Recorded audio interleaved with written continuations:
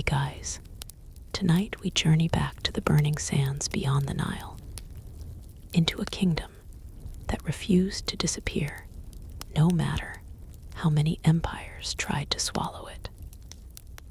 While mighty rulers rose and crumbled into dust, while armies marched beneath banners of gold and iron, there remained a mysterious land farther south, where black pyramids pierced the desert sky and forgotten kings watched silently over endless rivers. Tonight, you will drift into the story of a hidden Nubian kingdom that survived invasion after invasion through patience, cunning, and secrets buried beneath the dunes. So dim the lights, settle beneath your blankets, maybe leave a little lantern glowing nearby, and let the warm desert winds carry you gently into sleep as our journey begins. The river moved slowly beneath the moon, dark as polished obsidian. Along its edges, reeds whispered against one another, while insects hummed in the warm midnight air. Somewhere in the distance, a crocodile slipped beneath the surface without a sound. Above the Nile, thousands of stars hung across the heavens with a clarity only the desert could provide, cold and endless and ancient beyond imagination. On the eastern bank stood the young scribe Terk, holding a clay lamp carefully against his chest, while wind tugged at his linen robes. He had traveled for 7 days from the northern settlements, where Egyptian influence still lingered in crumbling temples and abandoned stone roads. Yet the farther south he moved, the stranger the world became. The pyramids here were different, smaller than those of Egypt perhaps, but sharper somehow, steeper, darker. They rose from the desert like stone teeth, clustered beneath jagged cliffs where shadows gathered even during daylight. The old caravan guides refused to sleep near them. They claimed the dead kings still wandered between the monuments during the deepest hours of night. Terk did not entirely believe such stories. Still, he noticed how every traveler lowered their voice near the royal necropolis. He approached the city slowly as dawn spread pale orange light across the sands. Ahead of him rose the capital of the Nubian kingdom, a place the northerners spoke of cautiously, sometimes with admiration and sometimes with fear. Mud brick walls glowed red beneath the morning sun. Tall watchtowers overlooked the river crossings. Long fishing boats drifted through mist rising from the Nile, while merchants prepared stalls overflowing with ivory, incense, gold dust, leopard skins, and strange blue stones brought from deep southern mountains. The city already breathed with life. Women carried baskets balanced effortlessly atop their heads, while children ran through narrow streets chasing goats. Blacksmiths hammered glowing bronze beside open furnaces. Priests painted sacred symbols upon temple doors. Everywhere Terk looked, there existed evidence of wealth and endurance. This kingdom had survived when others vanished. A guard stopped him near the southern gate. The man wore layered leather armor decorated with copper scales that flashed beneath sunlight. Around his neck hung a carved lion pendant. Your purpose the guard asked. Terk of the Northern Scribes, he answered respectfully. I carry letters for the royal archivists. The guard studied him silently for several moments. Behind him, banners fluttered from the walls, each marked with symbols Terk did not recognize. Finally, the guard nodded. Then enter quietly, he said. The city mourns. Terk stepped through the gates into cool shadow. He soon learned the old king had died 3 nights earlier. Throughout the capital, musicians played slow melodies upon reed flutes, while incense drifted through crowded avenues. Citizens dressed in white cloth walked toward the temple district, carrying offerings of grain and flowers. The king's body had already been taken beyond the city to the pyramid fields, where priests prepared elaborate burial rites that would last many days. Terk followed the crowds carefully, fascinated by everything around him. Unlike Egyptian ceremonies he had witnessed farther north, the Nubian rituals blended countless traditions together. Drums echoed constantly. Dancers moved beside sacred fires, while masked priests chanted in deep, rhythmic voices that seemed almost hypnotic. Some carried staffs, carved into the forms of lions and hawks. Others painted their faces entirely black beneath gold markings. The kingdom stood between worlds. Northern influences mixed with southern customs. Desert beliefs intertwined with river traditions. Traders from distant lands crossed paths daily within these streets. Somehow, the kingdom absorbed every outside force without losing itself. That, Terk realized, was likely the true source of its survival. By midday, he reached the royal archive compound near the center of the city. Massive clay walls protected thousands of scrolls and records preserved across generations.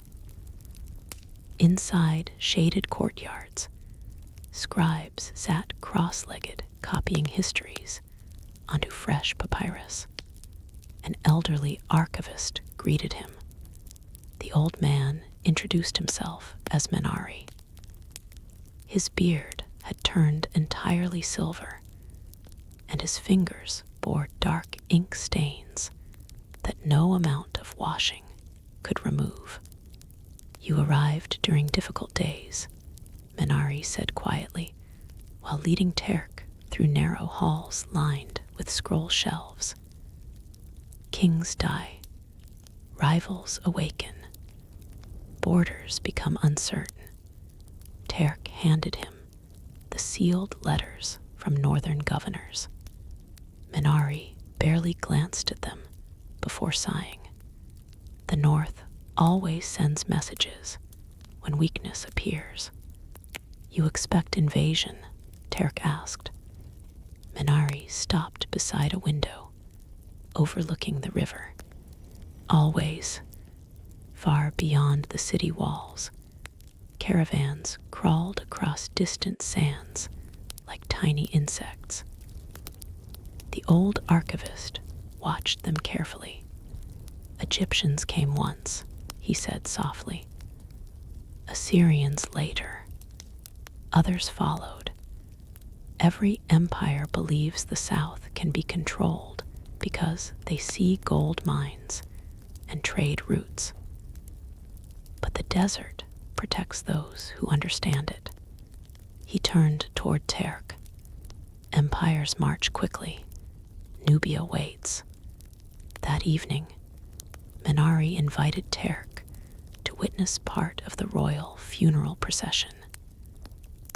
Together, They climbed a ridge overlooking the pyramid fields west of the capital. Hundreds of torches flickered below them like rivers of fire. Priests carried the dead king upon an enormous wooden platform draped in leopard skins and embroidered cloth.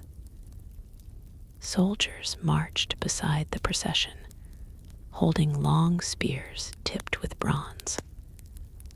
Behind them followed nobles, servants, musicians, and sacred animals painted with ceremonial markings. The drums never stopped. Their rhythm rolled across the desert like distant thunder.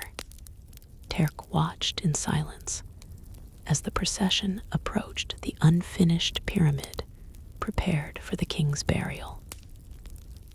Workers had spent years constructing it while the ruler still lived. Now, its dark triangular silhouette dominated the horizon beneath rising stars. He built his tomb before his grandchildren were born, Minari murmured. Why so early? Because Nubian kings know life is uncertain. The old archivist sat carefully upon a stone overlooking the valley. For centuries, stronger powers have surrounded us. Kingdoms rise in the north. Warlords unite eastern tribes. Desert raiders descend from western dunes. Yet somehow this place survives. How? Minari smiled faintly. Adaptation. Below them, priests vanished into the pyramid entrance, carrying sacred objects. Our rulers learned long ago that survival does not belong to the strongest. It belongs to whoever bends without breaking. Wind swept across the ridge, carrying smoke and incense into the darkness. Terk listened as Minari began telling stories older than memory itself. He spoke of ancient Nubian hunters who once followed elephants through green valleys long before the desert expanded. He described forgotten cities swallowed beneath sandstorms. He told of warrior queens who commanded archers feared across the Nile. One ruler supposedly led armies so fierce that enemy soldiers carved warnings about Nubian bowmen upon temple walls. They called this land Kush, Minari whispered. And Kush learned patience. Hours passed beneath the stars. The funeral fires below continued burning, while jackals howled somewhere beyond the cliffs. Then suddenly horns echoed from the northern watchtowers. The sound cut sharply across the desert night. Minari stiffened immediately. Again the horns sounded. Once, twice, 3 times. What does that signal mean? Terk asked nervously. The old archivist rose slowly, eyes fixed toward the distant river. Ships, far north along the Nile. Tiny lights moved across dark water. Dozens of them. Even from this distance, their formation appeared disciplined and deliberate. Military vessels. The funeral drums below gradually slowed as word spread through the pyramid fields. Soldiers began gathering near command tents, while messengers raced toward the city gates carrying torches. Terk felt cold despite the desert heat. Who are they? Minari's expression darkened beneath moonlight. The newest empire. The old man watched the approaching fleet silently for several moments before speaking again. they always come eventually. Below them, the royal funeral transformed into something else entirely. Priests hurried sacred objects into hidden chambers. Guards sealed entrances using massive stone blocks, while archers assembled along the ridges overlooking the Nile.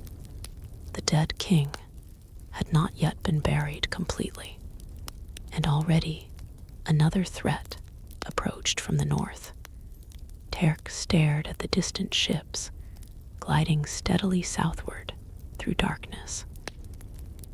Their sails looked pale beneath moonlight, almost ghost-like against the river mist. Somewhere aboard those vessels waited generals, soldiers, diplomats, spies, and conquerors. Men who believed they understood power, but as warm wind swept across the silent pyramids, carrying ancient dust through the sleeping kingdom, Terk began to sense something strange hidden beneath the fear surrounding him. The Nubians were worried, yet they were not surprised, as if every generation here expected empires to arrive eventually, like seasonal floods or desert storms. And somehow, against impossible odds, the kingdom always remained standing after the storms had passed.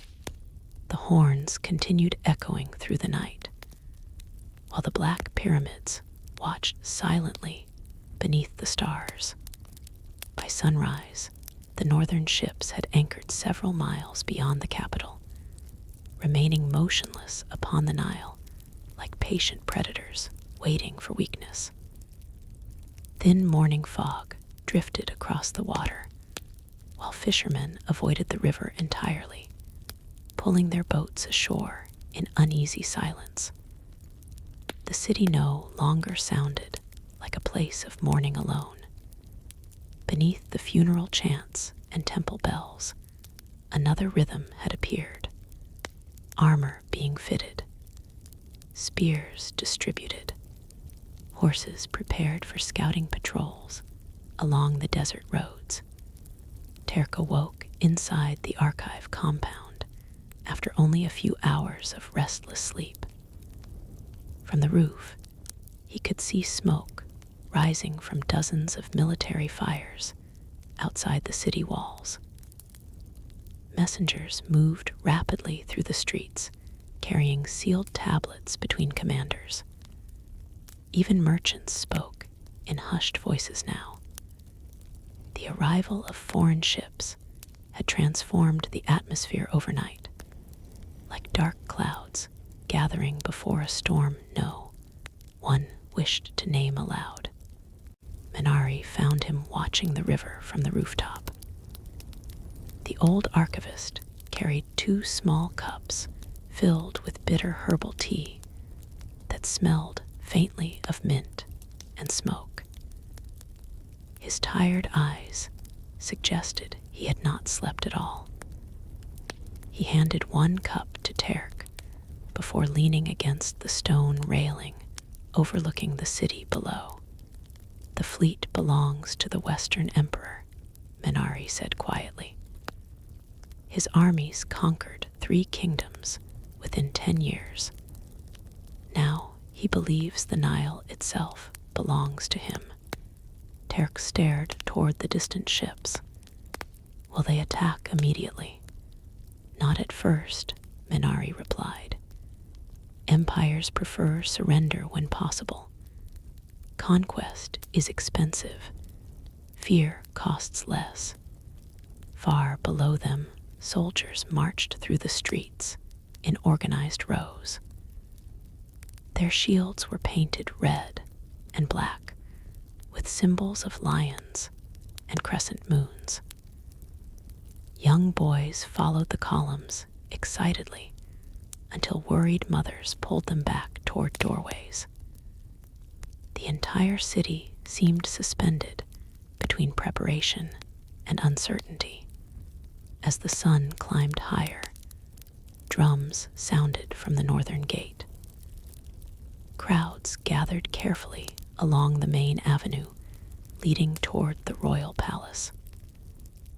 Terk followed Minari through the swelling masses until they reached a shaded courtyard beside the temple district. There, they watched a procession unlike the funeral ceremonies of the previous night. Foreign envoys entered the city beneath white banners.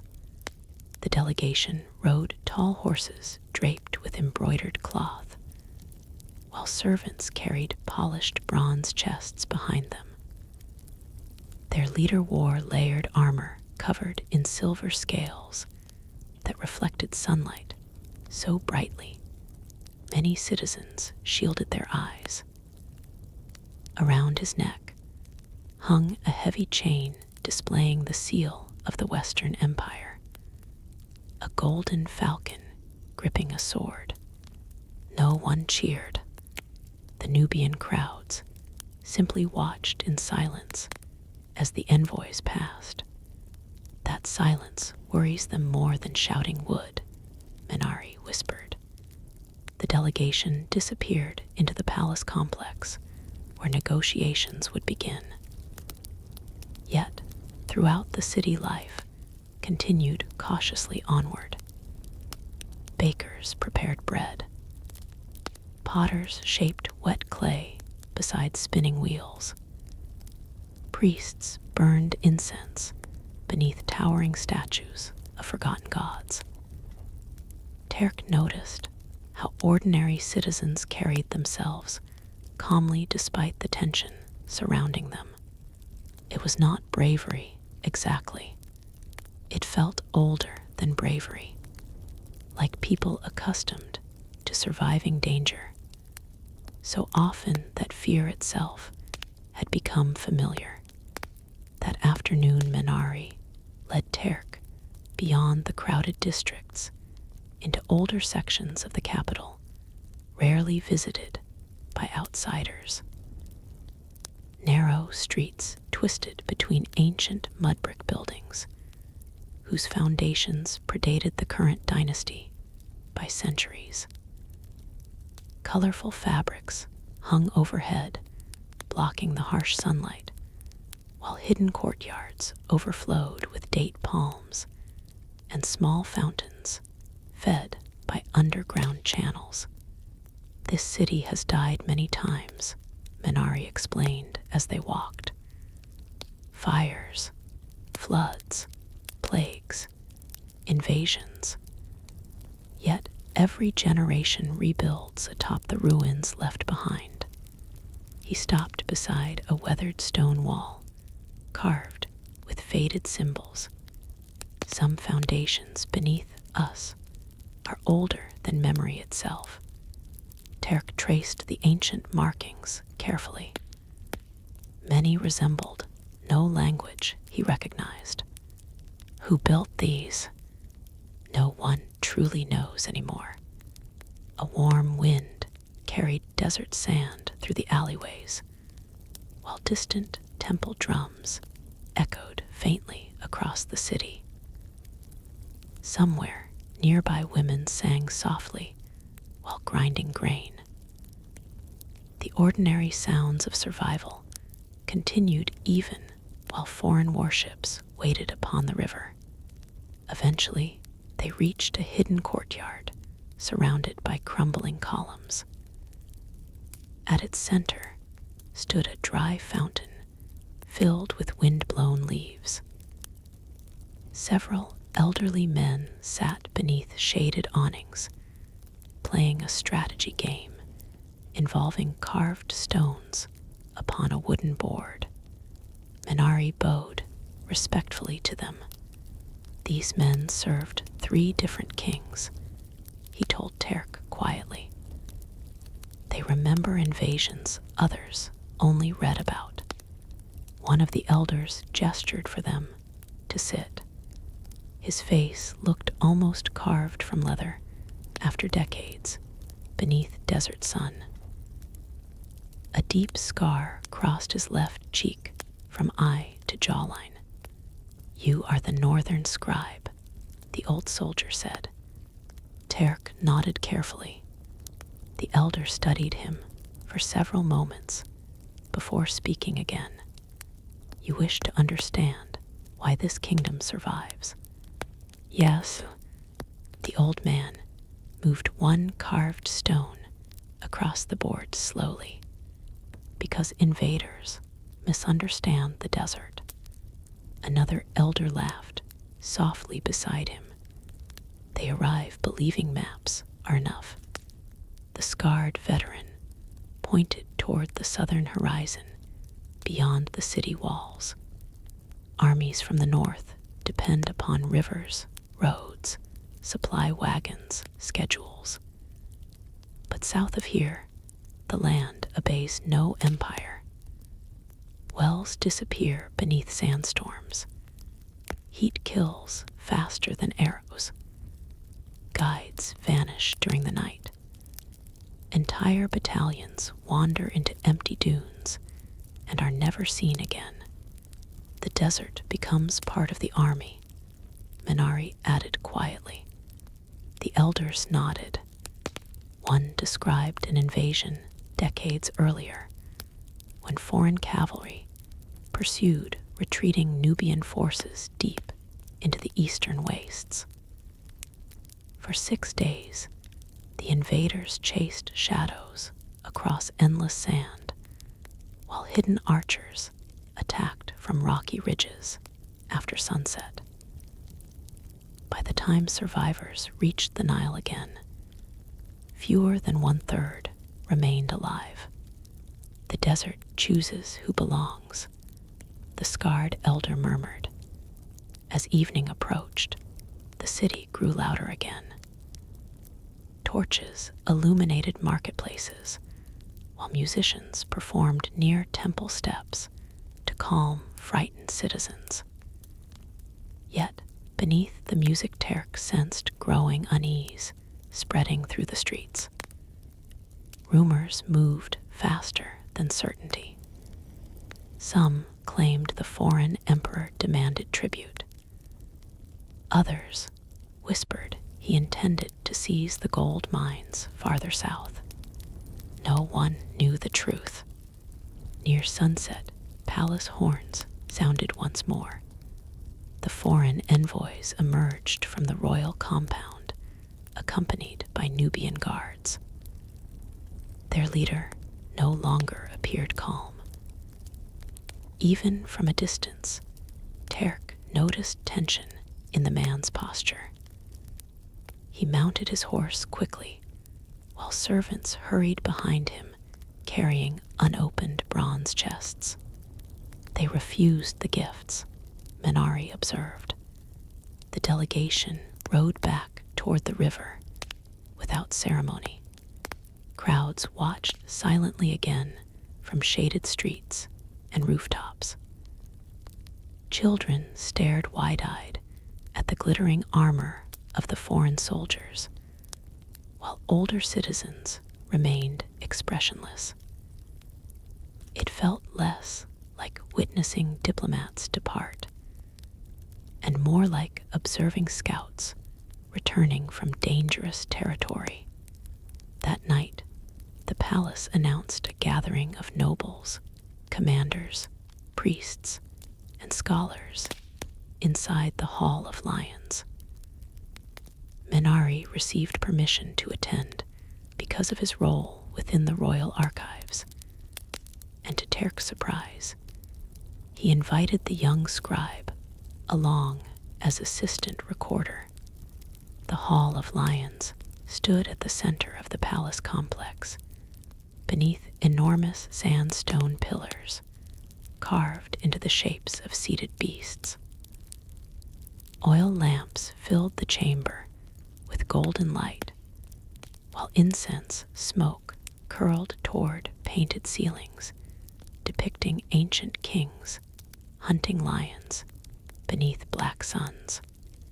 Terk sat near the rear, with fresh scrolls prepared for recording official discussions. Around him gathered the kingdom's most powerful figures, military commanders wearing bronze armor, wealthy merchants draped in embroidered linen, priests covered in sacred markings, desert clan leaders carrying curved knives at their belts. Their faces reflected every region connected to the kingdom: river people, desert tribes, southern traders, mountain clans. The kingdom survived because it was many things at once. Finally, the queen entered. She wore no crown, only a simple white robe decorated with narrow bands of gold thread. Yet the entire hall fell silent immediately as she crossed toward the central throne. Her name was Ammonirnas, widow of the dead king, and now ruler until her young son came of age. Terk expected grief upon her face. Instead, he saw calculation. The queen listened while generals described the foreign fleet. Scouts reported additional enemy camps forming north along the riverbanks. Merchants warned trade routes might soon close entirely. Priests spoke of omens appearing within temple fires and dreams. Throughout it all, Ammonirnas remained silent. Then finally she rose. "The Emperor believes we fear him," she said calmly. Her voice carried easily across the enormous chamber. "He believes every kingdom fears him because every kingdom before us surrendered." She descended the throne steps slowly, while torchlight flickered across the lion carvings surrounding the hall. But the North forgets something important. No one moved. No one even breathed loudly. Ammonirnas stopped beside a massive map, carved into the floor, showing the Nile, winding through deserts and mountains. They think Nubia is merely land. Her eyes lifted toward the gathered nobles. But Nubia is memory. Outside the palace, distant thunder rolled faintly across the desert, although no clouds filled the sky. The warm night air pressed heavily against the stone walls, while somewhere far beyond the city, unseen drums answered one another through darkness along the Nile. The thunder continued long after the council ended, rolling across the desert in slow waves that seemed to shake the ancient stones beneath the palace itself. Yet, when Terk stepped outside into the warm night air, he saw no storm clouds above the city. The sky remained perfectly clear, crowded with stars stretching endlessly beyond the black horizon. It felt as though the earth itself had produced the sound from somewhere deep below the sand. The palace courtyards remained crowded even after midnight. Messengers hurried between buildings, carrying sealed orders, while soldiers sharpened spearheads beside torchlit walls. Terk followed Minari through narrow corridors lined with painted murals showing ancient victories over forgotten enemies. Every image depicted the same message. Invaders always arrived certain of triumph, and always underestimated the kingdom waiting beyond the southern sands. "You should sleep while you can," Minari advised quietly. "I doubt anyone is sleeping tonight," Terk replied. The old archivist smiled faintly. "That is true." They crossed into a quieter section of the palace, reserved for scholars and record keepers. Here, the sounds of military preparation faded beneath softer noises. Scribbling pens, rustling papyrus, low voices discussing grain supplies and border reports. Even during possible war, the kingdom recorded everything carefully. History mattered deeply here because memory itself had become a weapon against disappearance. Minari paused beside an open window overlooking the Nile. "When I was young," he said softly, "another empire came from the north. Their king promised peace first, trade agreements, friendship, protection. 6 months later, they burned 3 river villages after local chiefs refused new taxes. Terk leaned against the stone frame listening. What happened then? Minari's weathered face darkened. The desert swallowed half their army. Fever took another quarter. The survivors fled north before the next flood season arrived." He turned toward the young scribe. "Empires imagine conquest as a straight road. But Nubia turns every road into a maze." Before dawn, horns sounded again from the western towers. This time, the signal spread rapidly through the sleeping city. Doors opened. Torches appeared along rooftops. Terk climbed the archive roof beside several scribes who pointed anxiously toward the northern riverbank. More ships had arrived during the night. Not dozens, hundreds. Their sails crowded the Nile like a floating forest. Even from miles away, the scale of the invading force felt overwhelming. Long military barges drifted beside supply vessels, carrying horses, grain, and siege equipment. Tiny flashes of torchlight moved constantly along the decks, while banners snapped sharply in the desert wind. Terk felt his stomach tighten. No kingdom can survive that. One young scribe whispered nearby. Minari overheard him. "Most kingdoms cannot," the old man answered calmly. As sunrise spread across the horizon, the full size of the invading camp became visible. Thousands of soldiers poured onto the northern banks, establishing orderly rows of tents beside the river. Engineers immediately began constructing defensive walls from timber and packed earth. Cavalry patrols spread across nearby dunes, searching for hidden threats. The invaders worked efficiently, professionally, like men who had conquered many lands already. Yet something strange soon became clear. The Nubians were not rushing north to meet them. No army marched from the capital. No defensive line formed near the river crossing. Instead, the kingdom appeared almost quiet. Markets opened cautiously. Farmers continued guiding irrigation channels outside the walls. Fishing boats returned to the Nile after sunrise.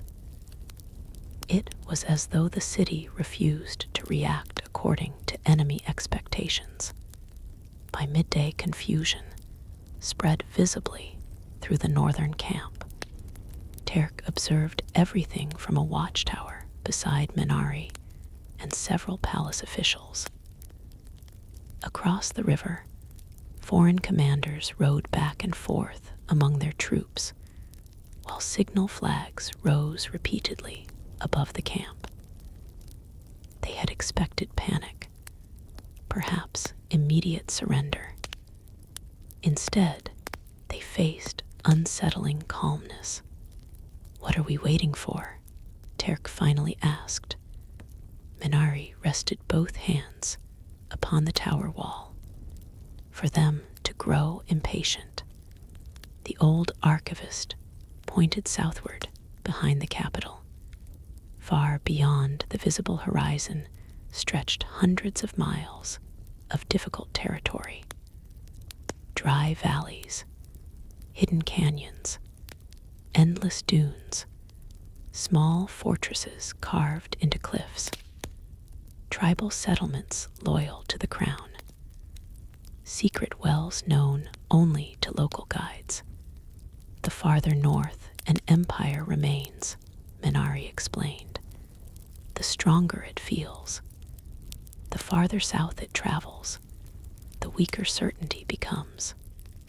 Late that afternoon, the emperor's envoy returned beneath another white banner.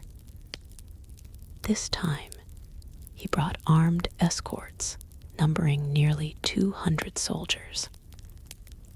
Their polished armor flashed brilliantly beneath the scorching sun, while drums announced their approach toward the city gates. Queen Ammonirnas agreed to meet them publicly within the central plaza. Thousands gathered around the enormous square, surrounded by temples and market halls.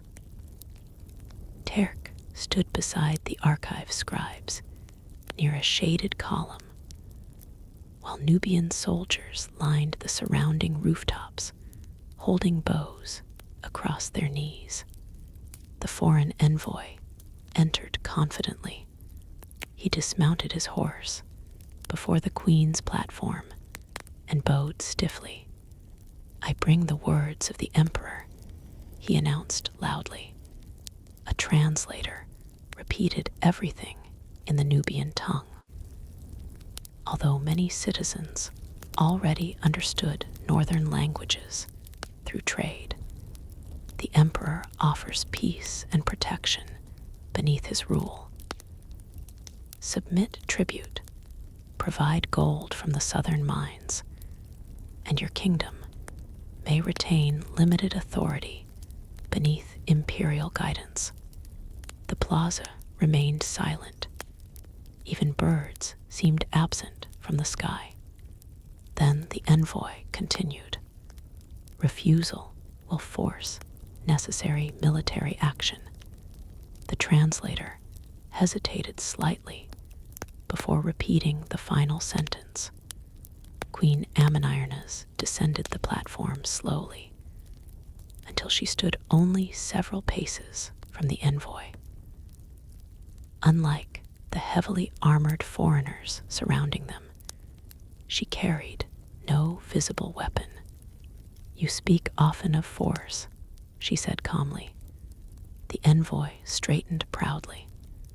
"The emperor commands the greatest army on earth." Murmurs moved faintly through the crowd, but the queen simply nodded.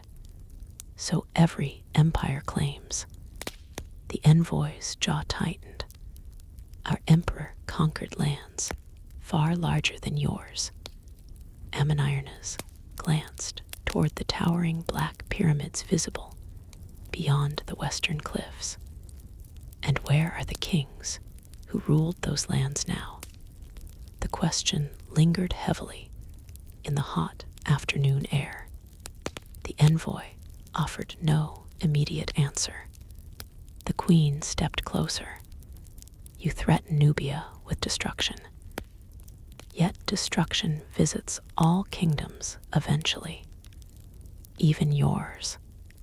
Behind her, the great temples shimmered beneath sunlight, while incense drifted lazily through the square. "But survival," she continued softly, "survival belongs to those who understand time." The envoy's confidence visibly weakened for the first time. Terk realized suddenly that the queen was not merely speaking to the foreign messenger. she was speaking for the entire city gathered around them, reminding her people who they were before war truly arrived. The envoy finally delivered his emperor's final warning. 3 days. If tribute was not accepted within 3 days, the invasion would begin. Afterward, the foreigners departed beneath growing tension. Their armored escorts rode carefully through silent crowds, while Nubian citizens watched from shaded rooftops and balconies without speaking a word. That night, fires burned across both sides of the Nile. The northern camp glowed brightly beneath thousands of torches arranged in precise military order. But farther south, smaller fires appeared gradually along distant ridges and desert trails. Tribal warriors arriving quietly from remote territories. Camel riders emerging from hidden valleys. Archers descending from mountain settlements. The kingdom was awakening. Terk barely slept. Near midnight, Minari summoned him urgently to the archive vaults deep beneath the palace. Together, they descended narrow staircases into cool underground chambers where hundreds of sealed clay jars lined the walls. Ancient records filled every shelf, some so old their writing had nearly faded away entirely. Several archivists worked hurriedly by lamplight. "What is happening?" Terk asked. Minari opened one large scroll case carefully. "If the city falls, these histories must survive." Terk stared around the vast chamber. "There are thousands of records here." "Yes," Minari replied. "Generations preserved them. Famines, invasions, dynasties. Every memory kept alive so Nubia would never vanish completely." The old man handed Terk a bundle of scrolls wrapped in protective linen. "You may need to carry these south if evacuation becomes necessary." Terk accepted them nervously. Outside the underground chambers, distant drums echoed through the city again, deeper and faster than funeral rhythms. War rhythms. The sound traveled through stone corridors like a living heartbeat. As they climbed back toward the surface, Minari suddenly stopped midway upon the staircase. "Listen carefully," he whispered. Terk heard it then. Not drums, hooves, hundreds of them. The sound thundered through the streets above while horns blared from the eastern towers. Soldiers shouted orders. Somewhere nearby, frightened horses screamed. They rushed upward into the palace courtyard, where chaos had erupted beneath torchlight. Dust filled the air, while riders galloped through the gates covered in sand and sweat. One scout nearly collapsed from exhaustion before the Queen's guards caught him. "The Eastern Wells," he gasped desperately. They found the Eastern Wells. A terrible silence followed. Minari's face lost all color. Terk understood nothing yet, but every soldier nearby reacted with immediate alarm. Officers rushed toward the palace chambers, while more horns sounded across the sleeping city. The invaders had discovered something important in the desert, and suddenly, for the first time since Terk arrived in Nubia, genuine fear spread through the capital like fire in dry grass. The panic moved through the capital before sunrise, like an invisible wind. Doors opened across narrow alleyways as frightened whispers spread from house to house. Soldiers hurried toward the eastern walls, while priests lit enormous braziers atop temple roofs, sending pillars of smoke into the dark sky. Even the animals sensed the tension. Dogs barked constantly. Horses stamped nervously within their stables. Somewhere beyond the palace, goats cried loudly enough to echo through the sleeping streets. Terk followed Minari toward the military quarter, where commanders had already gathered around large sand tables marked with carved stones and colored lines. Oil lamps flickered across worried faces, while exhausted scouts delivered reports between hurried breaths. The eastern wells were more than simple water sources. They were lifelines hidden deep within the desert, known only to Nubian guides, and passed secretly between generations. If the invaders control them, one commander growled, they can march around the northern defenses entirely. Another officer slammed his fist against the table. They should never have discovered those routes. Minari remained silent beside Terk, but the young scribe noticed how tightly the old archivist gripped his staff. The calm wisdom he usually carried had cracked slightly beneath the pressure, now hanging over the city. A large map lay spread across the center of the chamber. Terk studied it carefully. The Nile curved through the kingdom like a dark vein, while dangerous desert territories stretched outward on both sides. Tiny markings represented hidden wells scattered across the eastern wastes. Without them, entire armies would die beneath the sun long before reaching major settlements. Queen Ammonirna's entered quietly. The room immediately fell silent. She listened as scouts described what they had witnessed. A foreign cavalry detachment had captured 2 desert guides several days earlier. Somehow, the invaders forced them to reveal the hidden water routes. Now imperial soldiers occupied at least 3 eastern wells, with more patrols advancing southward. How many? The queen asked. Possibly 4,000 cavalry, a scout answered. The number weighed heavily upon the chamber. Fast-moving cavalry inside the eastern desert posed a terrifying threat. Unlike large infantry armies limited by river movement, mounted forces could strike villages, trade routes, and supply caravans unexpectedly before vanishing back into the sands. One general stepped forward angrily. We should attack immediately before they entrench themselves. Another shook his head. They want us to rush east. Their main army still waits north beside the Nile. Arguments erupted throughout the chamber. Voices rose.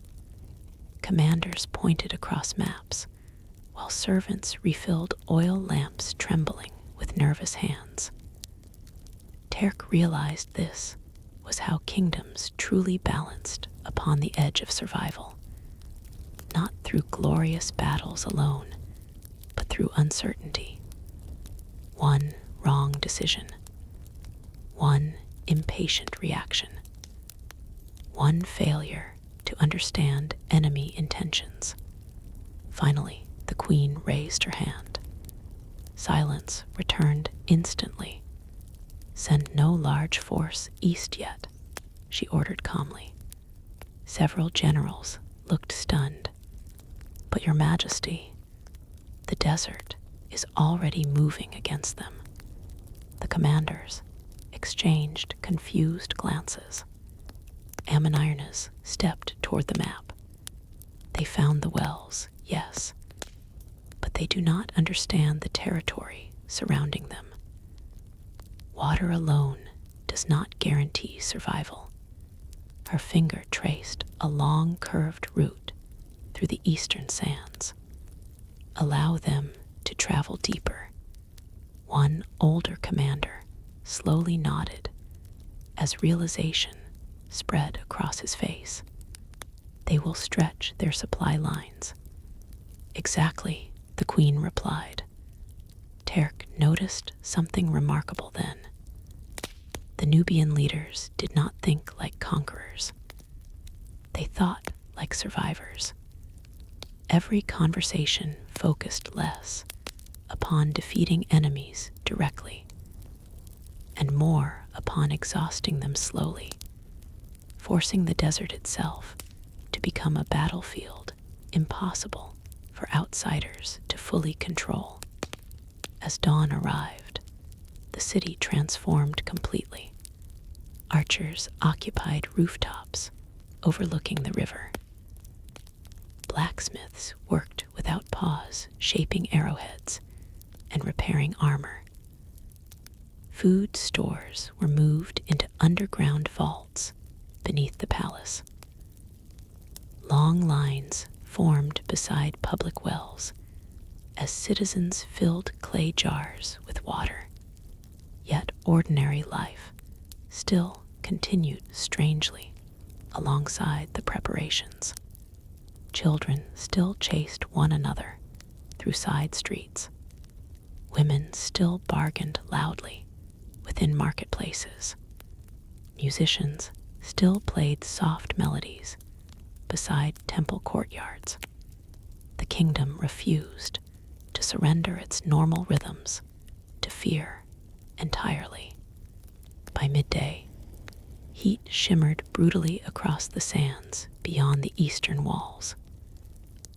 Terk climbed a watchtower beside several scouts who observed distant movements through polished bronze lenses. Far across the desert, tiny clouds of dust marked advancing cavalry patrols. They are probing the routes, one scout explained. How far south can they travel? Terk asked. The scout shrugged. That depends how quickly the desert decides to kill them. Hours later, the first wounded riders returned from eastern skirmishes.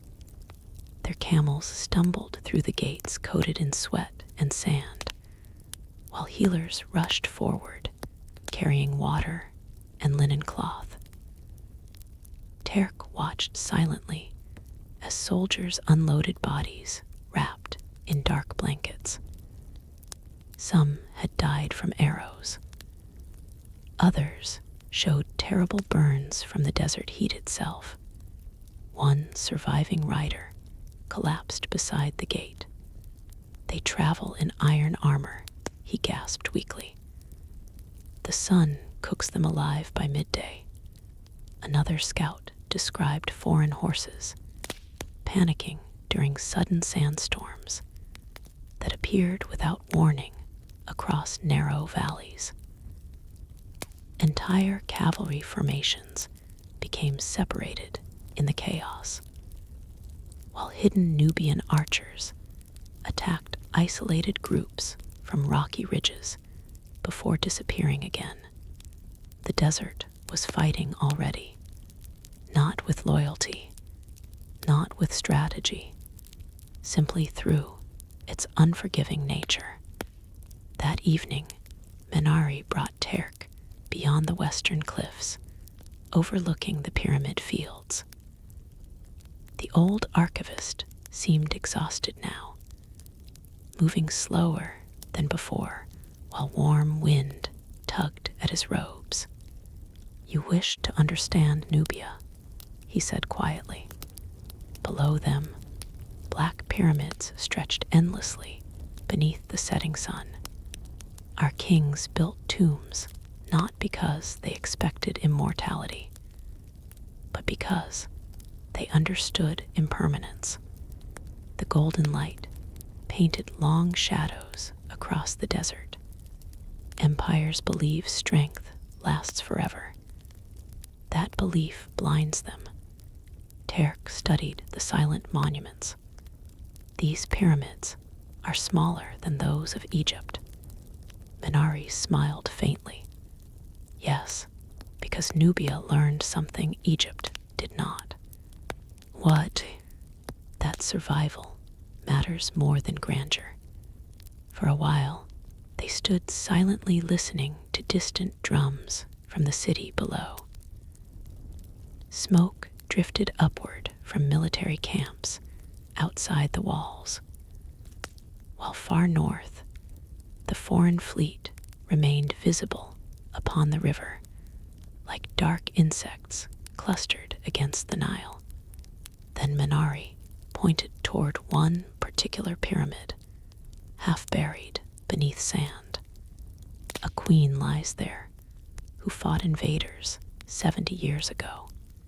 Terk looked closer. She won. The old archivist shook his head slowly. She delayed them long enough for the floods to trap their army during retreat. That does not sound like victory.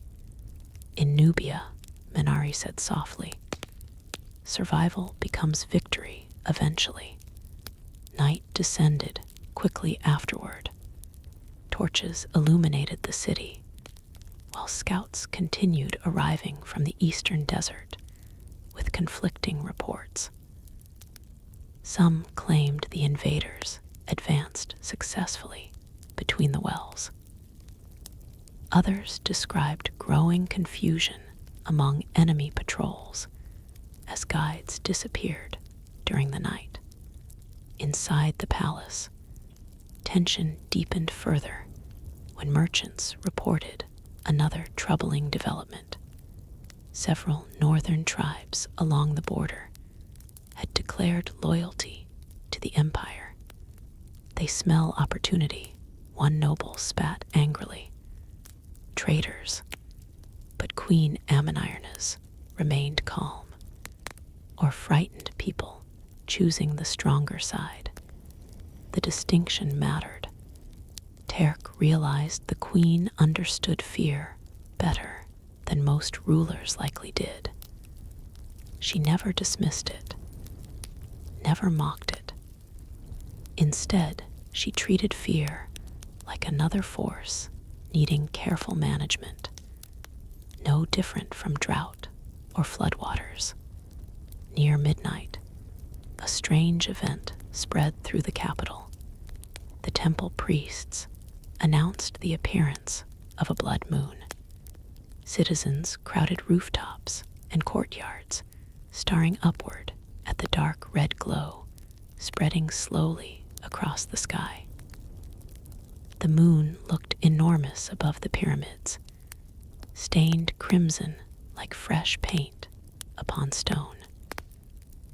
Priests chanted prayers, while many common people knelt facing west toward the necropolis. Terk stood beside Minari, watching silently. "An omen?" he asked quietly. The old archivist sighed.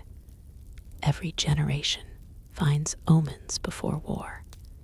Below them, drums echoed from distant villages south of the capital. Signal fires answered one another across remote ridges far beyond visible horizons. The entire kingdom seemed connected suddenly through darkness, warning traveling faster than horses could carry it. Then another rider arrived from the east. Unlike previous scouts, this one carried no visible wounds. only terror. He stumbled into the palace courtyard, nearly speechless, while guards surrounded him. Sand coated every inch of his body. His camel collapsed moments after entering the gate. Finally, the scout managed to speak. They vanished. Confused murmurs spread immediately. Who vanished? An officer demanded. The Imperial cavalry. Silence followed. The scout trembled violently. They entered the southern ravines near the third well yesterday morning. Nearly 2,000 riders. His voice cracked badly. None emerged. The courtyard fell, deathly quiet, beneath the red moon overhead. No battle reports. No survivors. Nothing. Just disappearance. Minari's eyes narrowed carefully. The whispering ravines, he murmured. Several older commanders exchanged uneasy looks. Terk felt cold despite the desert heat surrounding them. What are the whispering ravines? He asked. But before anyone answered, a deep sound rolled across the eastern horizon. Not thunder this time. Drums, thousands of drums. Slow, rhythmic, distant. The sound carried across the sands, like something ancient awakening beneath the desert itself. While every face in the courtyard turned eastward into darkness, the drums continued through the night without pause. Slow at first, almost blending with the wind moving across the dunes, but gradually growing louder, as if entire armies marched somewhere beyond the visible horizon.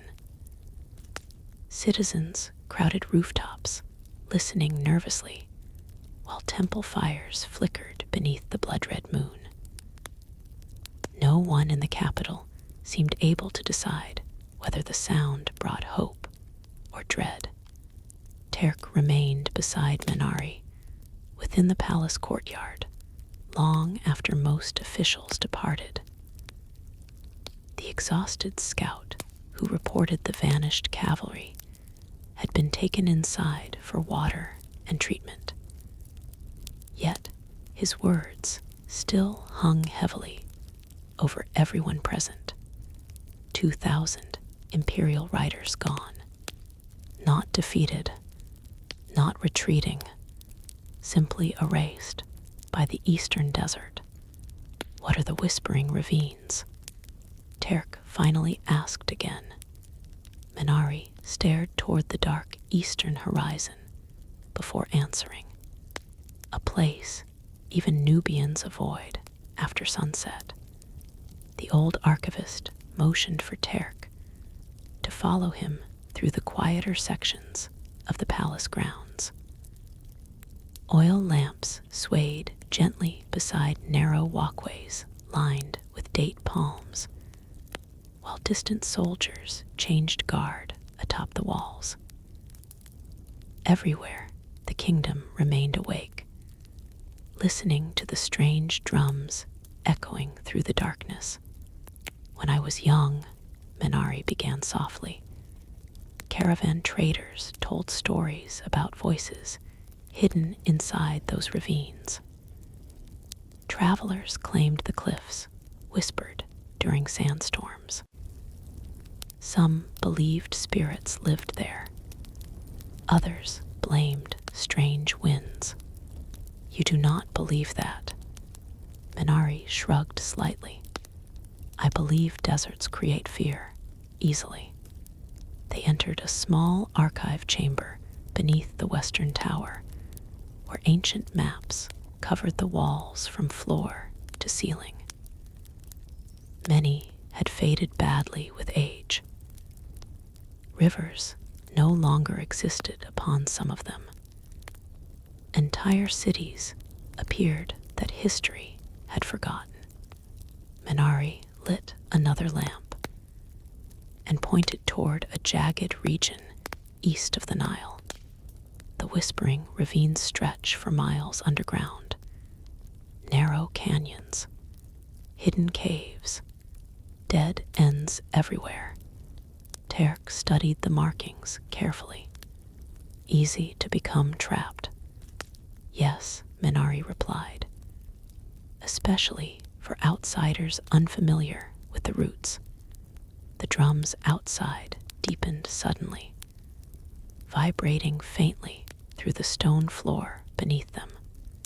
Terk looked up uneasily. Those are not imperial war drums, are they? The old archivist's expression darkened. No. Before dawn, new reports arrived from Eastern scouts. Imperial search parties sent after the missing cavalry had also disappeared within the ravines. Horses returned riderless. Supply wagons stood abandoned near collapsed canyon entrances. Several terrified survivors claimed strange horn signals echoed through the cliffs before arrows began falling from invisible positions high above. Yet the most unsettling detail involved the drums. The survivors insisted the sound came from beneath the ground itself. As sunrise approached, Queen Ammonirna's summoned her commanders once more.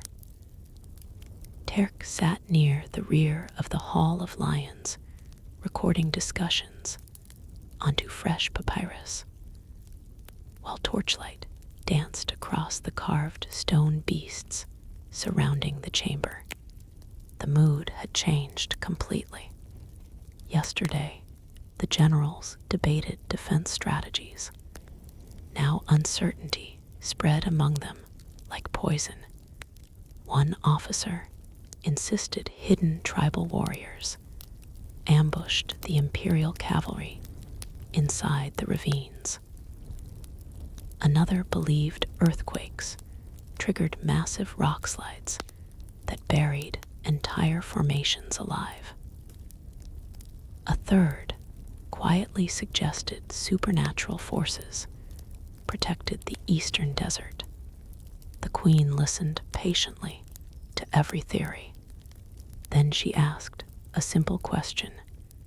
Regardless of the cause, what matters most? Silence followed briefly. Finally, an older commander answered. The Empire is frightened. Ammonirna's nodded.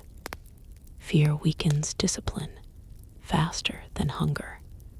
The realization shifted the atmosphere inside the hall. Until now, the invaders believed themselves unstoppable. But vanished soldiers and mysterious drums changed that certainty. Even powerful armies carried ancient fears beneath their armor, especially when marching through unfamiliar lands where maps failed and shadows moved strangely after sunset. We will not attack the northern camp. Yet, the queen decided calmly. Several younger officers looked frustrated, but they are vulnerable now. No, Ammonirna's corrected. They are uncertain. That is more useful. Outside the palace, the city prepared quietly for a long conflict. Farmers moved livestock southward away from possible battle zones. Craftsmen repaired old desert fortresses abandoned for decades. Messengers rode constantly between villages, carrying sealed instructions from the crown. Yet still, the kingdom avoided direct confrontation.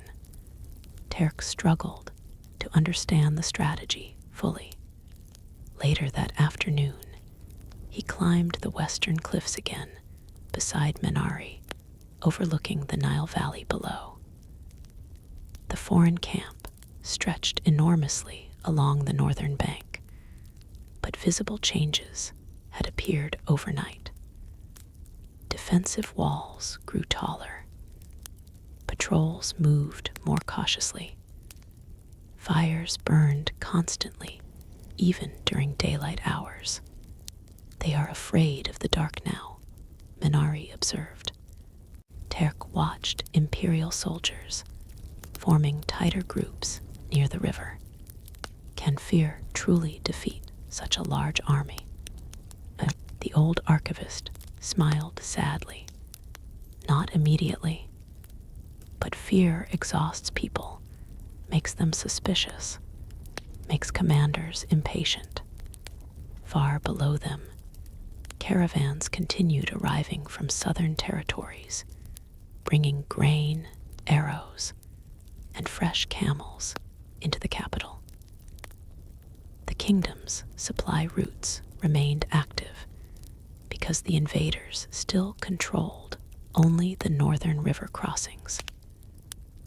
Every extra week strengthened Nubia, while weakening the empire stranded far from home. That evening, Terk wandered through the crowded marketplace, seeking fresh ink supplies for the archives. Despite looming war, merchants still shouted prices loudly, while cooks prepared roasted fish beside clay ovens.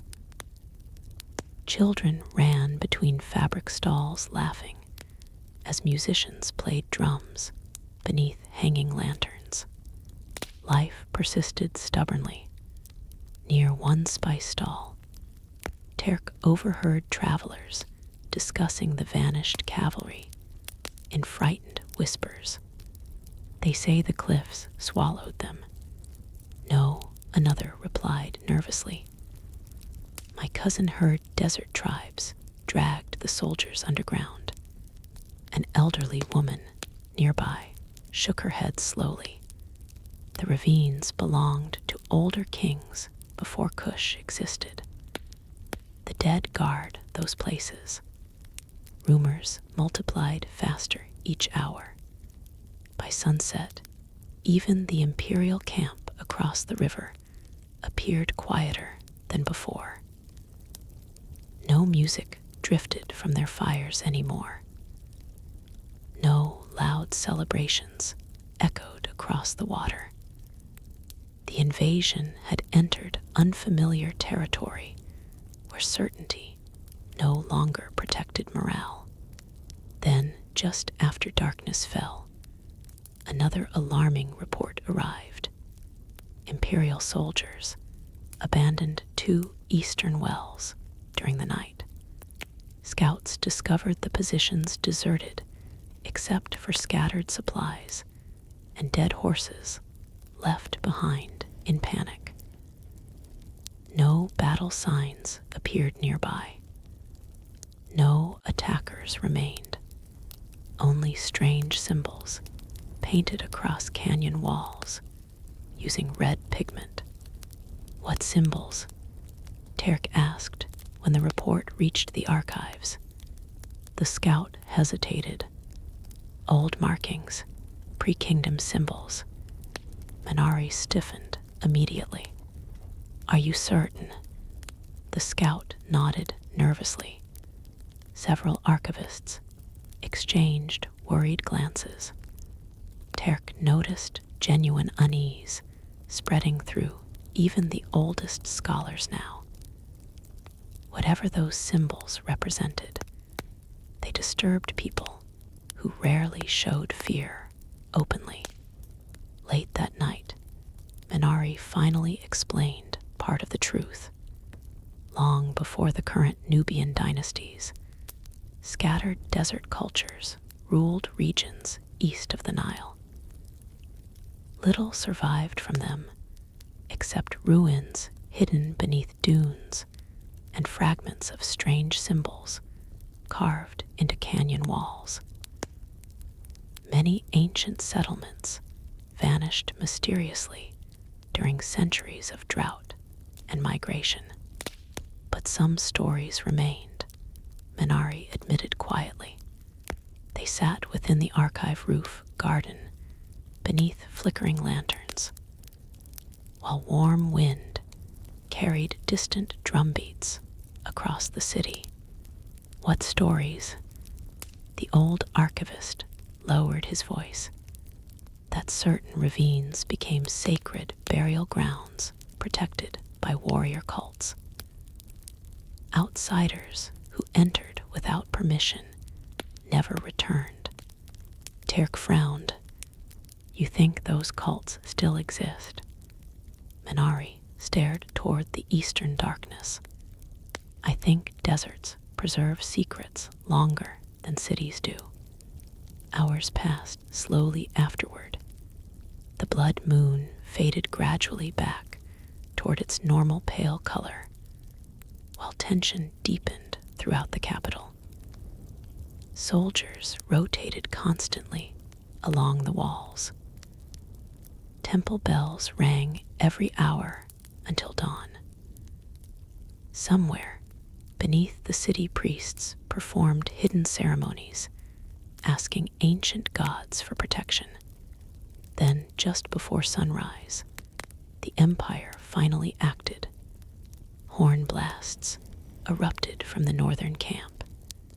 Terk rushed onto the archive rooftop, alongside dozens of startled scribes and servants.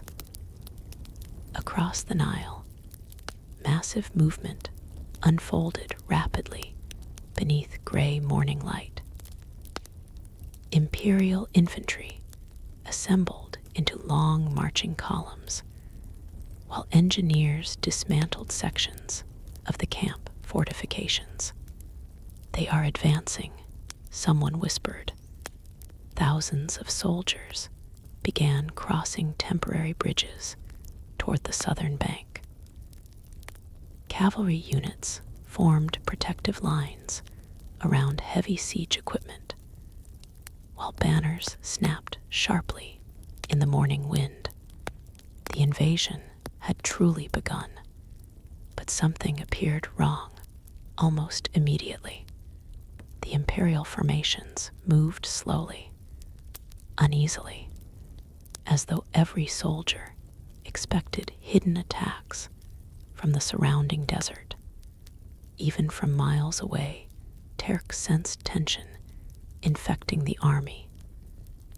Commanders shouted constantly, while scouts rode ahead, searching every ridge and dry valley for ambushes. The vanished cavalry haunted them already. Minari joined Terk at the rooftop edge. They waited too long, the old archivist murmured. What do you mean? The desert has entered their minds now. Below them, the capital awakened fully as warning drums thundered from tower to tower. Citizens hurried indoors, carrying water and food, while soldiers rushed toward defensive positions outside the walls. Across the river, the imperial army stretched endlessly beneath the rising sun, glittering with metal and banners. A terrifying sight. Yet as the first columns marched southward into Nubian territory, distant drums answered again from the eastern horizon.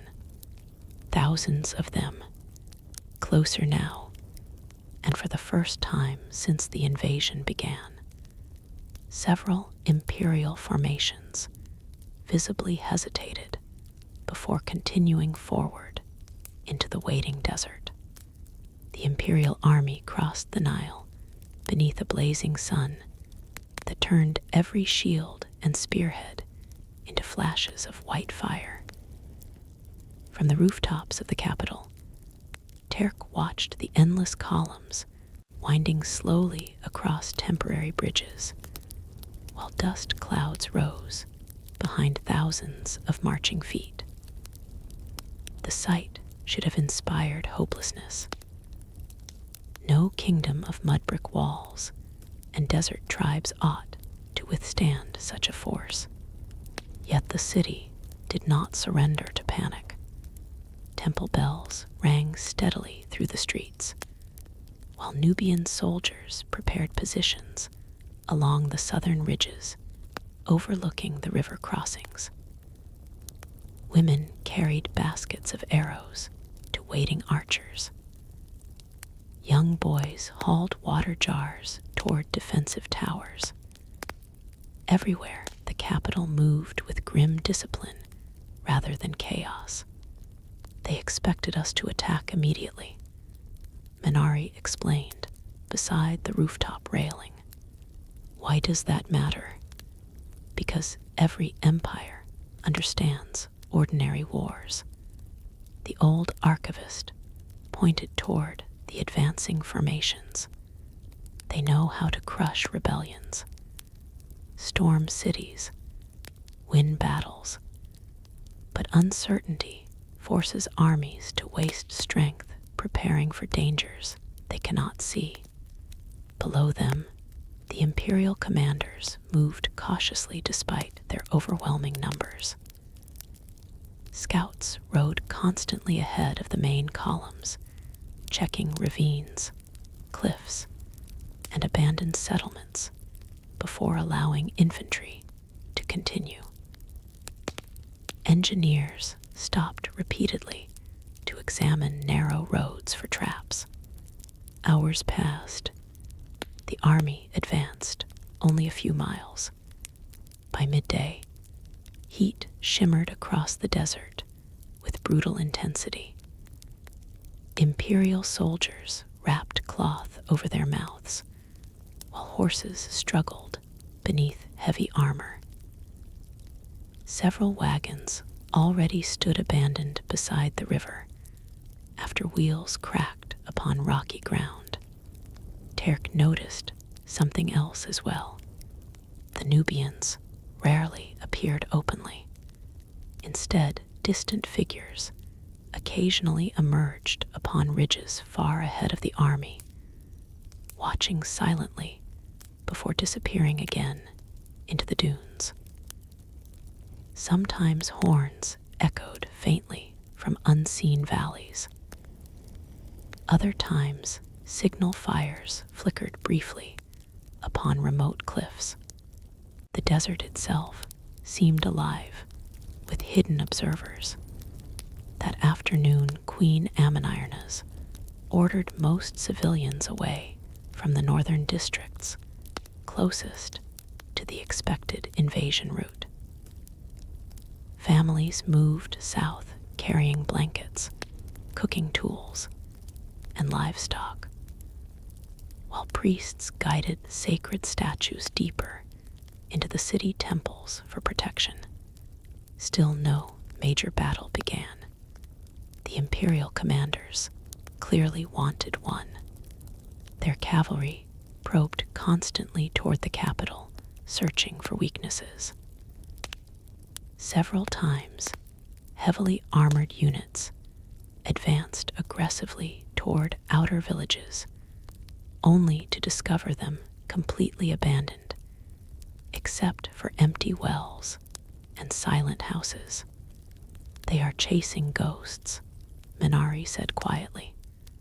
Near sunset, the first true clash finally erupted. Terk stood atop the eastern wall when warning horns sounded sharply from beyond the dunes. Far north of the capital, a large imperial cavalry force pursued several Nubian riders across open desert. At first, the chase looked simple enough.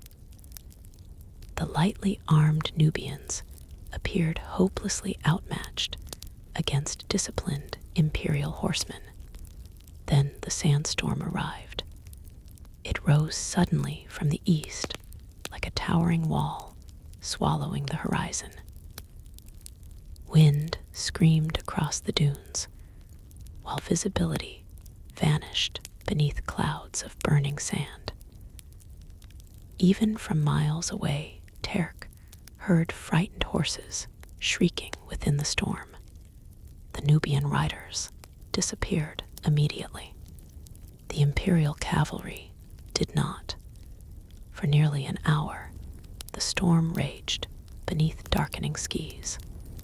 When it finally passed, scattered survivors emerged slowly from the drifting sands. Many rode without helmets or shields after abandoning heavy equipment during the chaos. Others stumbled on foot beside exhausted horses. Entire formations had vanished. Then arrows began falling from the ridges.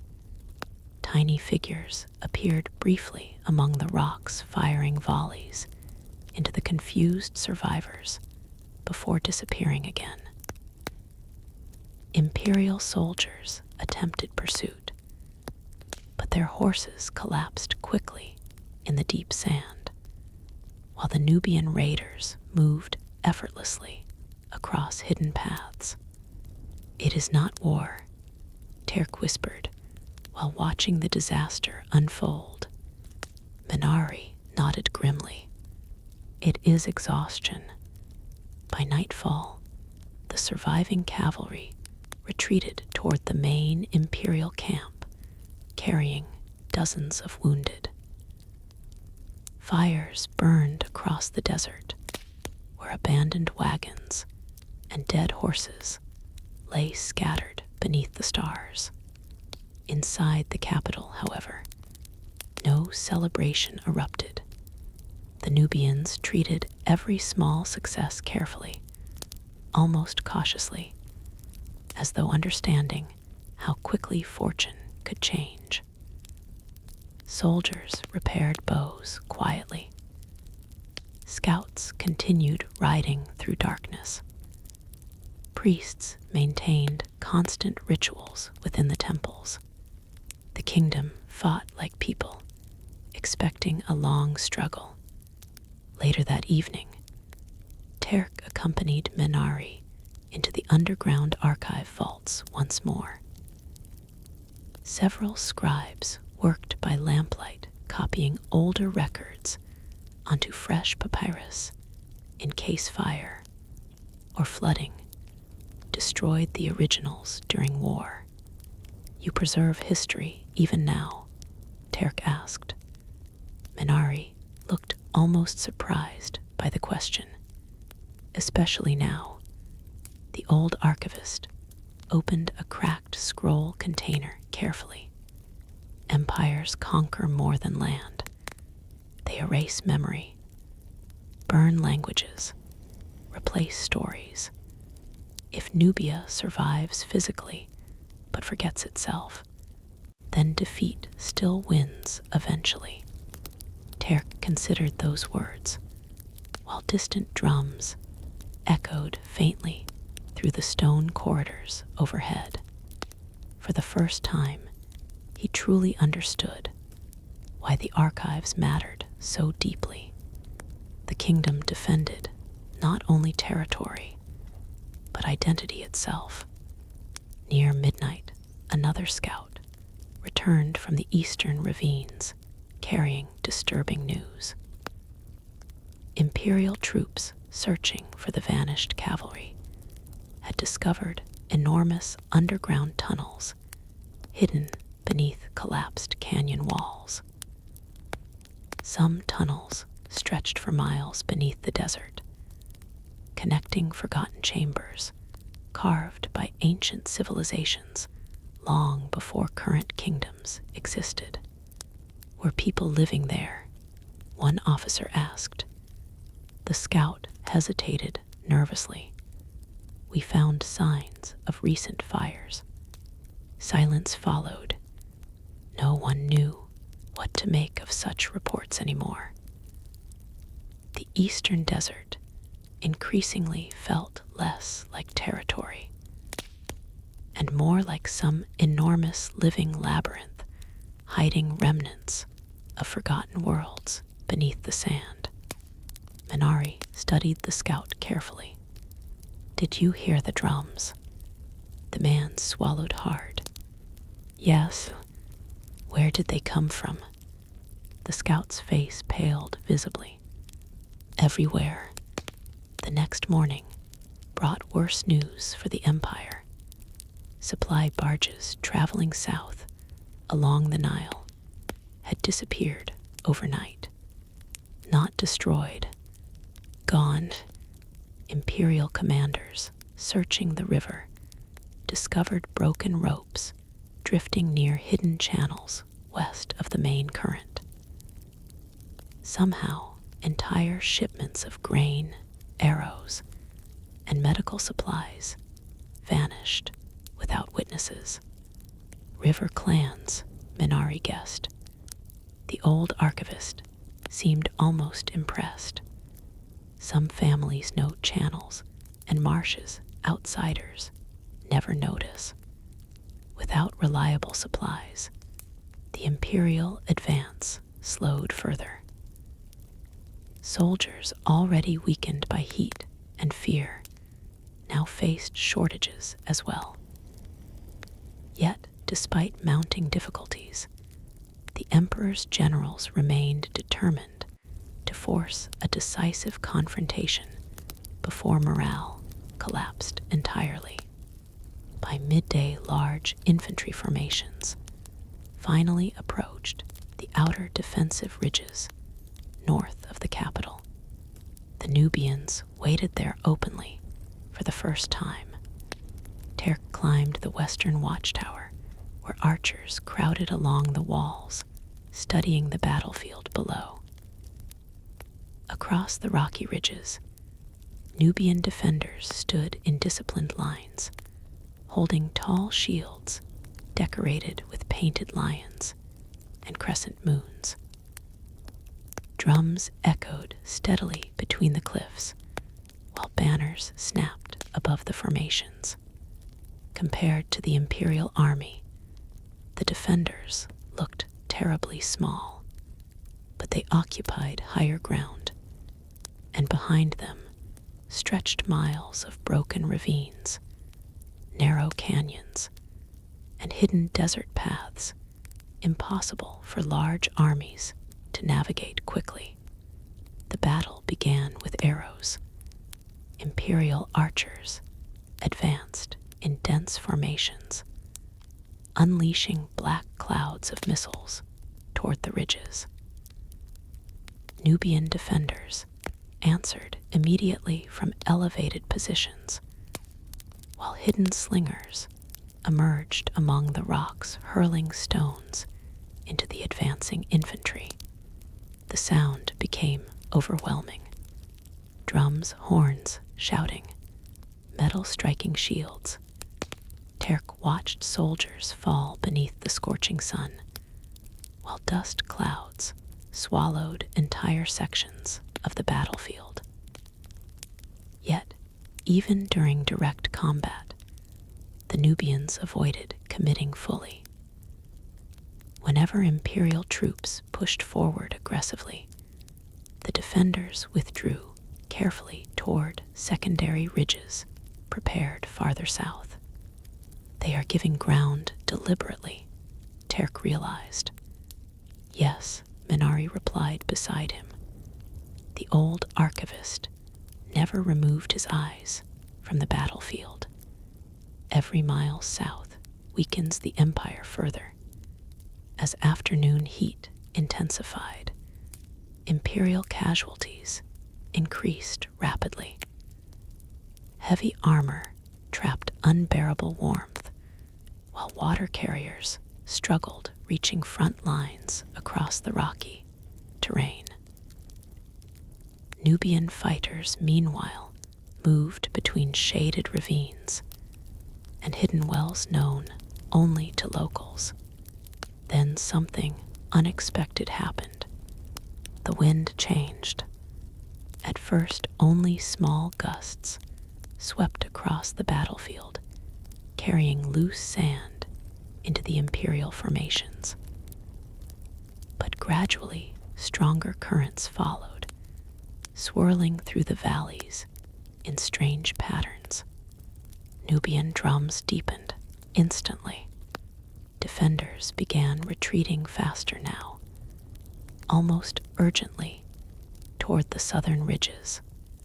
The Imperial commanders interpreted it as collapse. War horns sounded triumphantly across their lines, while infantry surged forward, pursuing the withdrawing defenders into a narrow canyon stretching between steep cliffs. Minari suddenly cursed beneath his breath. "What is it?" Terk asked. But before the old archivist answered, darkness rolled across the battlefield. Not from clouds, from sand. An enormous desert storm descended upon the canyon with terrifying speed, swallowing the pursuing Imperial forces inside roaring walls of dust and wind. Visibility vanished entirely within seconds. Horses screamed. Soldiers shouted blindly through the chaos, while Nubian horns echoed faintly from hidden positions beyond the storm. Terk gripped the tower wall as the sky itself turned red-brown above the battlefield. The storm looked alive, and from somewhere deep within the swirling darkness came the drums again, thousands of them, closer than ever before. The storm swallowed the canyon so completely that even the sun vanished behind the spinning wall of dust. From the towers of the capital, Terk could no longer distinguish soldiers from shadows. The battlefield disappeared beneath roaring sand, while the air itself seemed to vibrate with drums echoing through the chaos. Horses shrieked somewhere inside the storm. Men screamed orders that vanished instantly beneath the wind. The Nubian defenders had already retreated beyond the canyon before the worst of it arrived. Now they waited silently upon distant ridges. Terk stood beside Minari, gripping the hot stone wall as sand whipped across the city rooftops.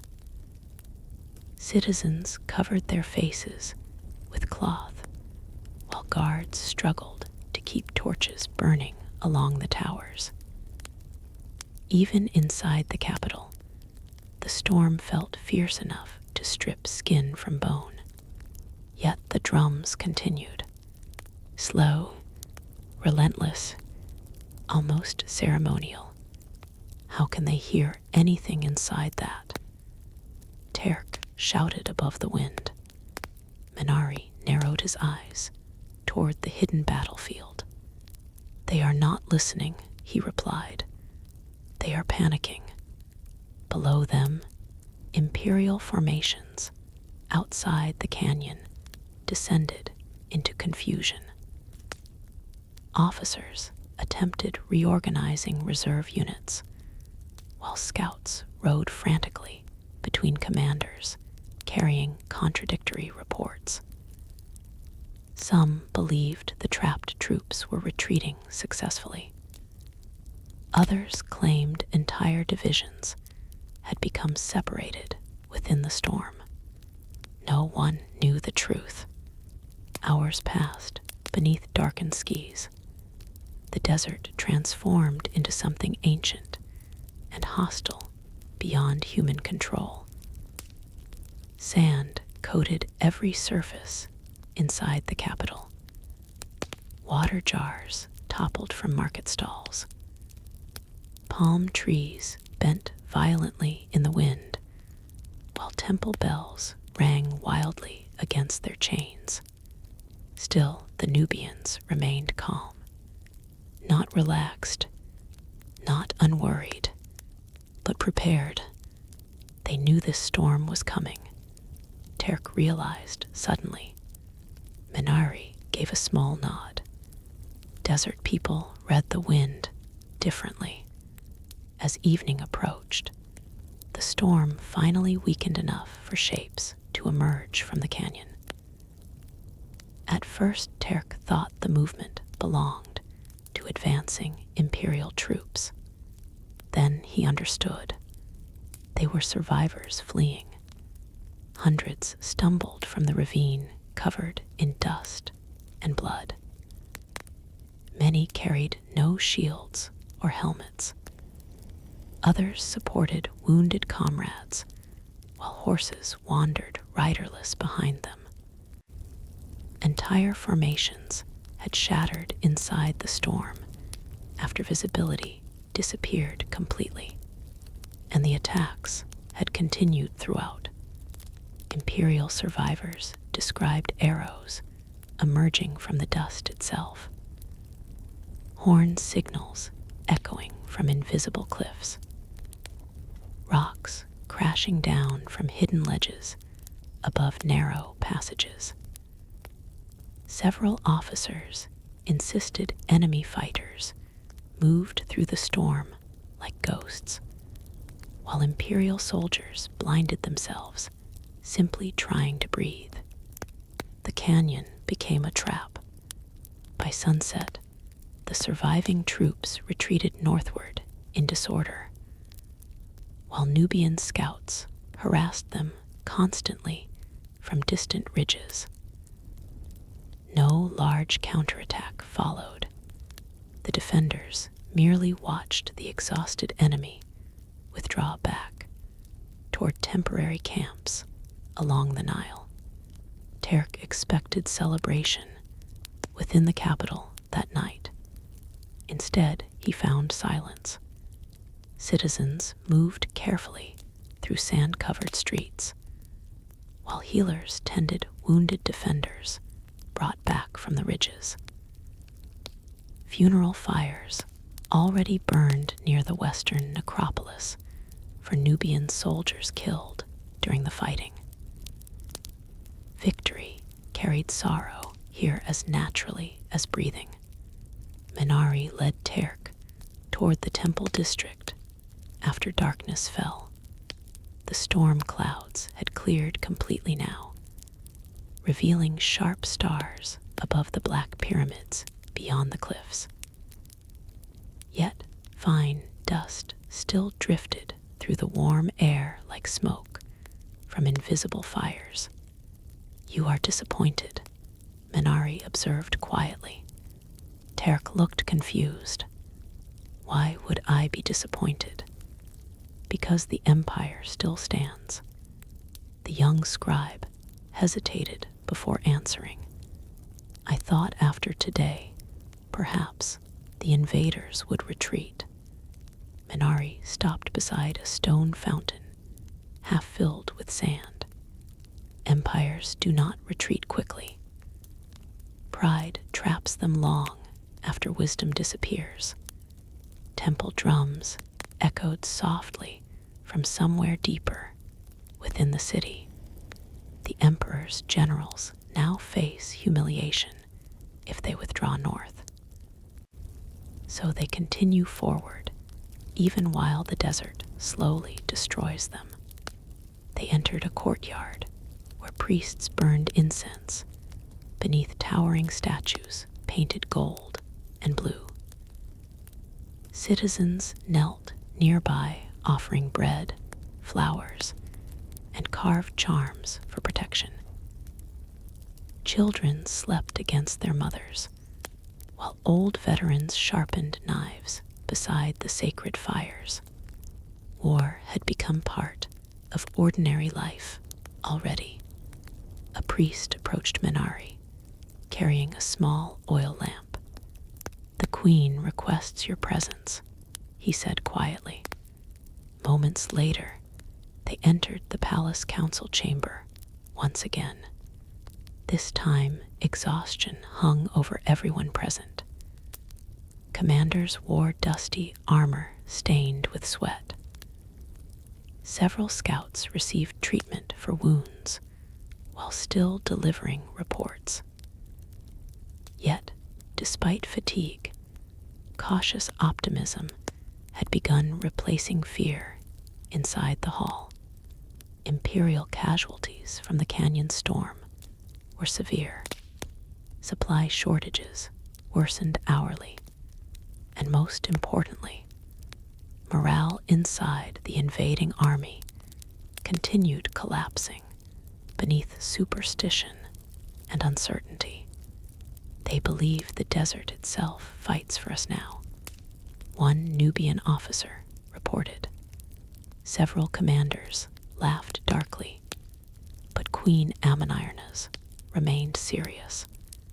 Fear creates desperate enemies. She studied fresh maps spread across the central table. The Empire will attempt something reckless soon.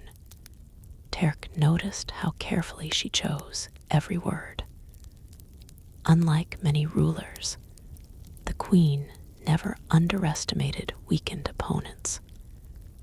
If anything, she seemed most cautious when victory appeared possible. Then another scout arrived from the eastern ravines. The young rider looked pale beneath layers of dust. "We found one of the missing imperial standards," he announced. Several officers leaned forward immediately. "Where?" The scout swallowed hard. "Inside an underground chamber beneath the ravines." A strange silence settled across the hall. "Any bodies?" a commander asked. The scout shook his head slowly. "Only the banner." Queen Ammonirna's narrowed her eyes. "Describe the chamber." The scout hesitated. It was ancient, older than any ruins near the Nile. Walls covered in symbols none of us recognized. His voice lowered uneasily. "And drums." The room grew still. "You heard them underground." "Yes, Your Majesty." Minari exchanged a troubled glance with several archivists nearby. Terk felt the atmosphere shift instantly. Military matters no longer dominated the conversation entirely. Something older and less understood now lingered beneath every report arriving from the eastern desert. After the council ended, Minari finally explained part of his concern. There are legends about forgotten kingdoms beneath the sands, the old archivist admitted while they walked through dim palace corridors. Civilizations swallowed by drought long before current dynasties rose. You think survivors still live there. I think memory survives there.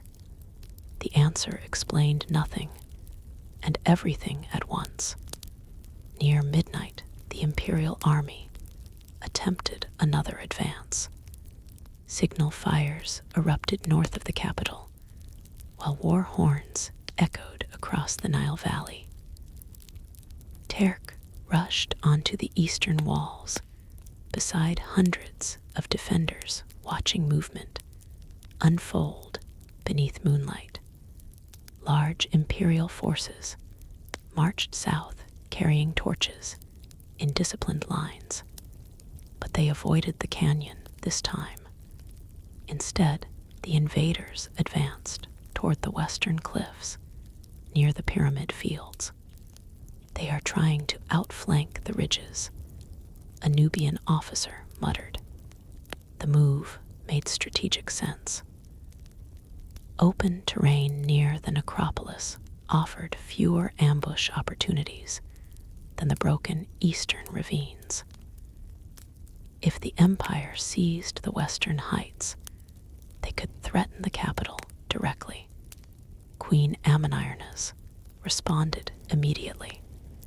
Thousands of Nubian fighters moved silently through hidden desert paths west of the city, while archers occupied cliffs overlooking the pyramid fields. Terk followed Minari onto a high ridge where they could observe the approaching imperial columns beneath silver moonlight. The sight felt surreal. Black pyramids rose like shadows across the sands, while armies maneuvered between tombs built centuries earlier for forgotten kings. Torches flickered against ancient stone faces carved into the cliffs. Wind carried funeral incense from the necropolis through the battlefield preparations. "It feels wrong," Terk whispered. Minari nodded solemnly. "War always does." The Imperial army advanced cautiously now, no longer trusting obvious routes or open ground. Scouts searched every ruin before allowing infantry forward. Engineers checked pathways between pyramids for hidden traps. Fear had made the invaders methodical, yet fear also slowed them terribly.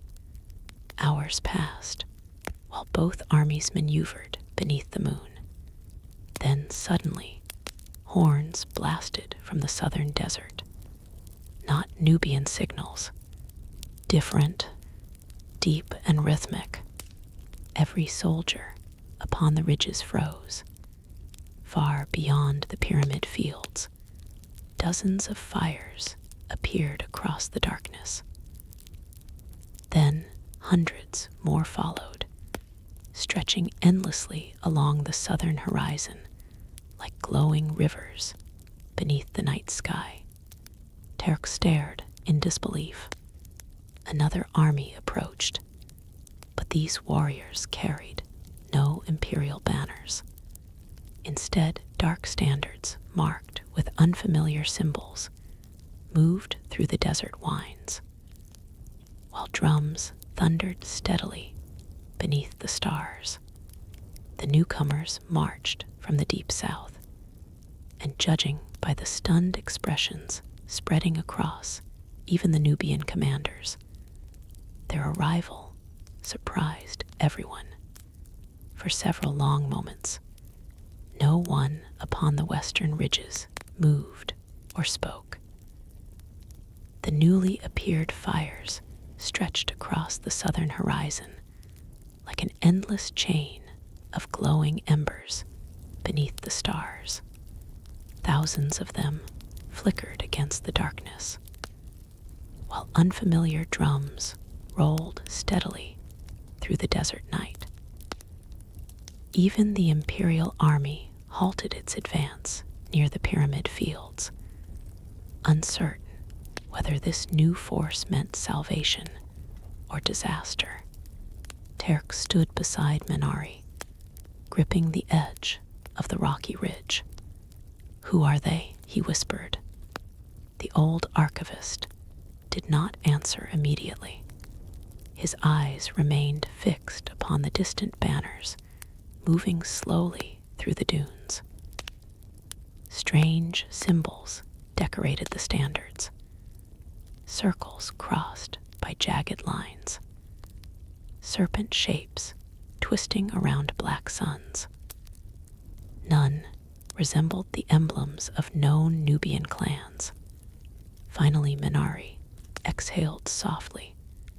"I hoped those stories were only legends." Below them, the Nubian commanders gathered urgently around Queen Ammonirna's, while scouts raced down the ridges, carrying new orders toward the city. Imperial officers across the battlefield clearly struggled with the same confusion.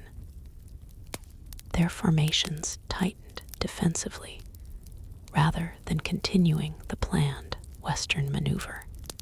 The desert had introduced another unknown force, and unknowns terrified armies more than enemies they understood. As the southern fires drew closer, details gradually emerged beneath moonlight. The approaching warriors rode tall camels draped in dark cloth, while others marched on foot, carrying curved spears.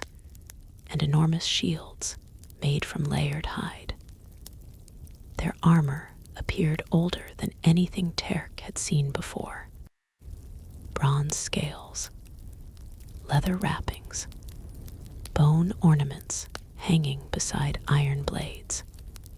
Nothing about them resembled a conventional army. They moved like migrating shadows. Most unsettling of all was their silence. Only the drums spoke for them. No shouted commands echoed through the dunes. No horns signaled formations.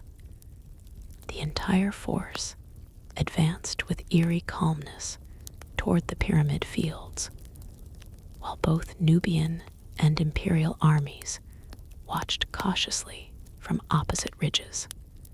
"They are desert tribes," Terk asked quietly. Minari shook his head. "Not tribes." The old archivist swallowed carefully. "Guardians." That single word carried enough weight to chill the warm night air. The southern host finally stopped several miles beyond the necropolis. Their fires spread rapidly into organized circles around the ancient pyramids, while mounted scouts moved between the tombs like ghosts. Yet, they made no immediate attack against either side. Instead, they waited.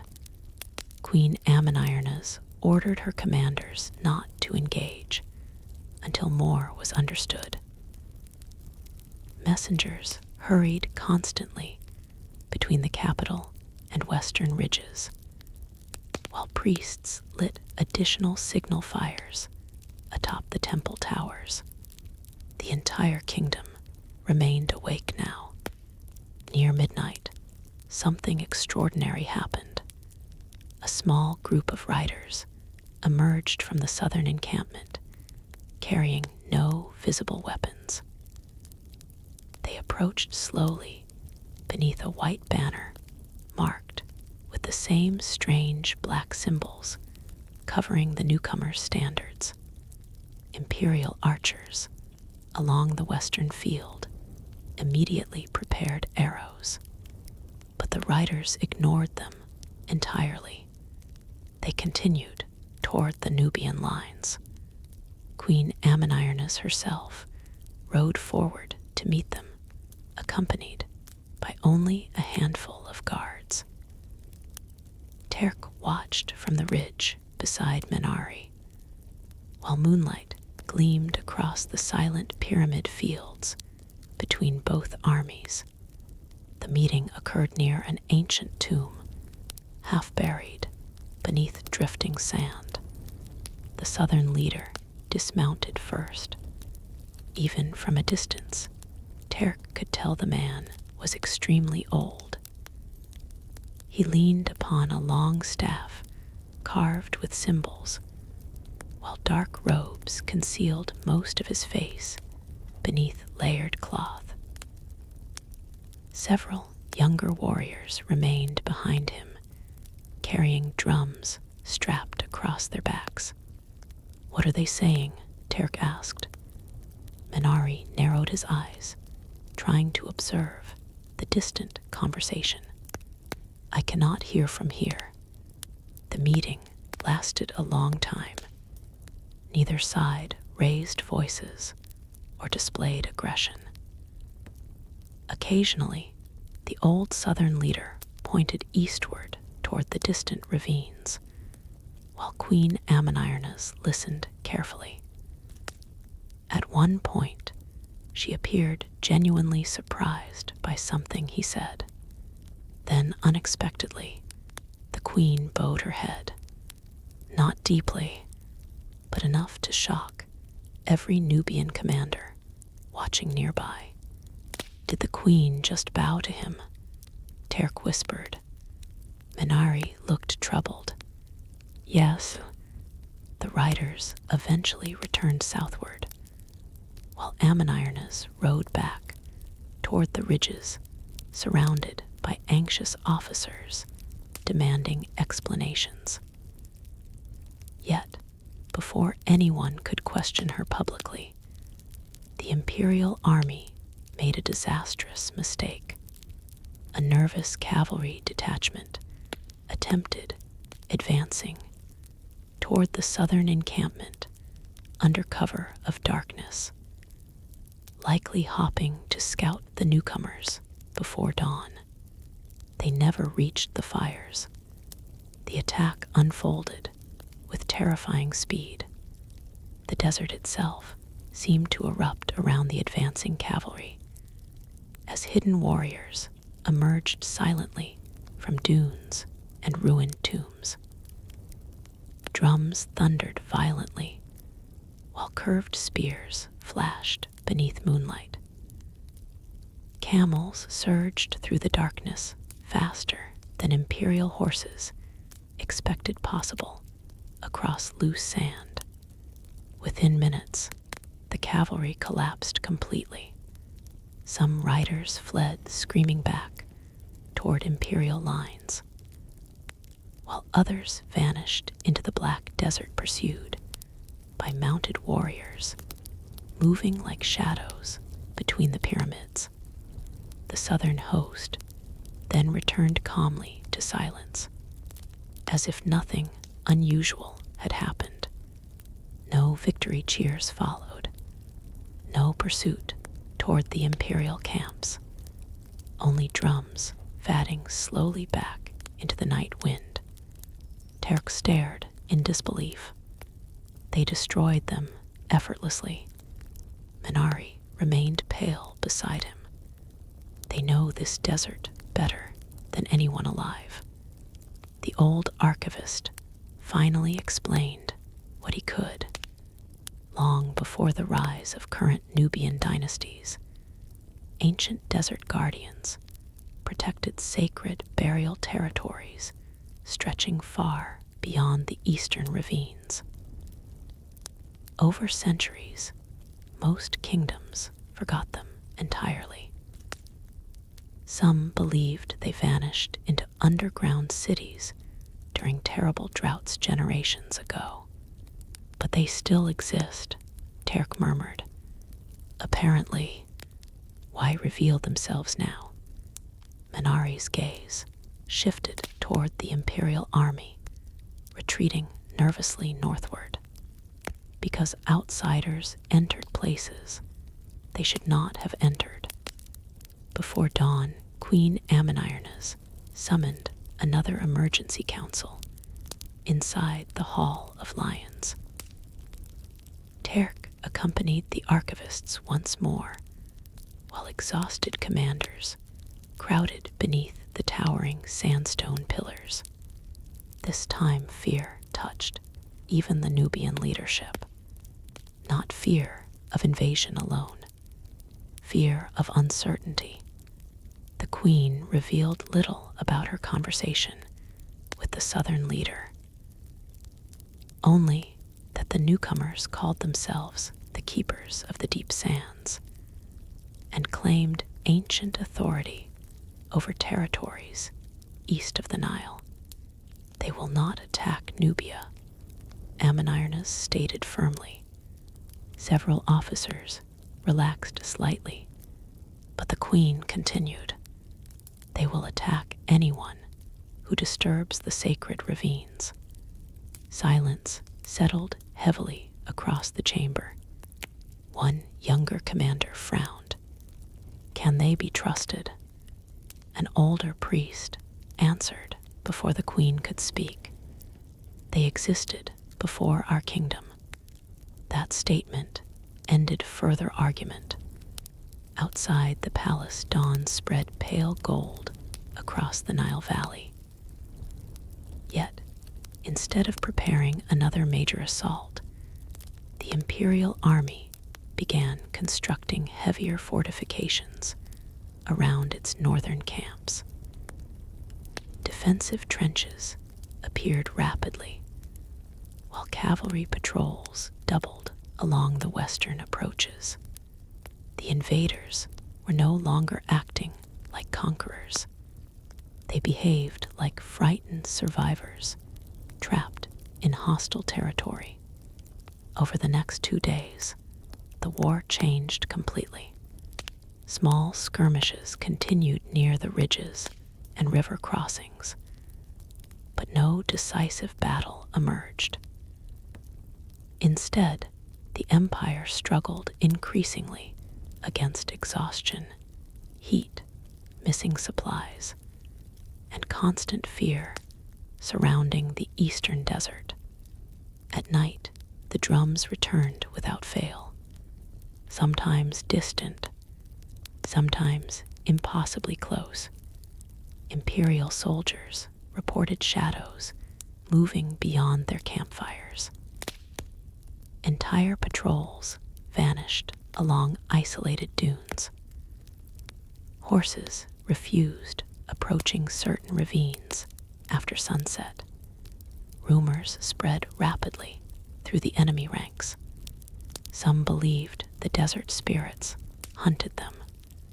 Others whispered that ancient kings rose from underground tombs, leading ghost armies beneath the sands.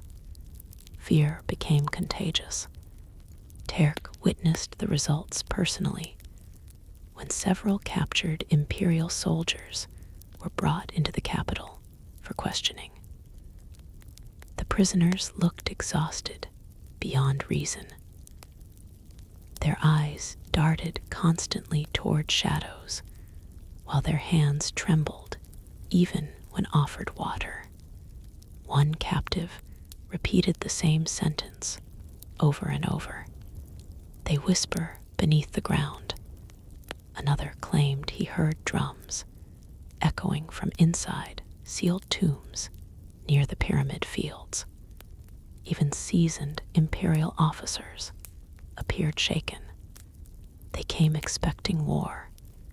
Minari observed quietly after the interrogations. Instead, they found mystery. As weeks passed, conditions worsened further for the invaders. River raids continued disrupting supplies, while Nubian scouts harassed isolated patrols relentlessly. The Southern Guardians rarely appeared openly again, yet their presence haunted every imperial movement near the eastern territories. Then came the flood season.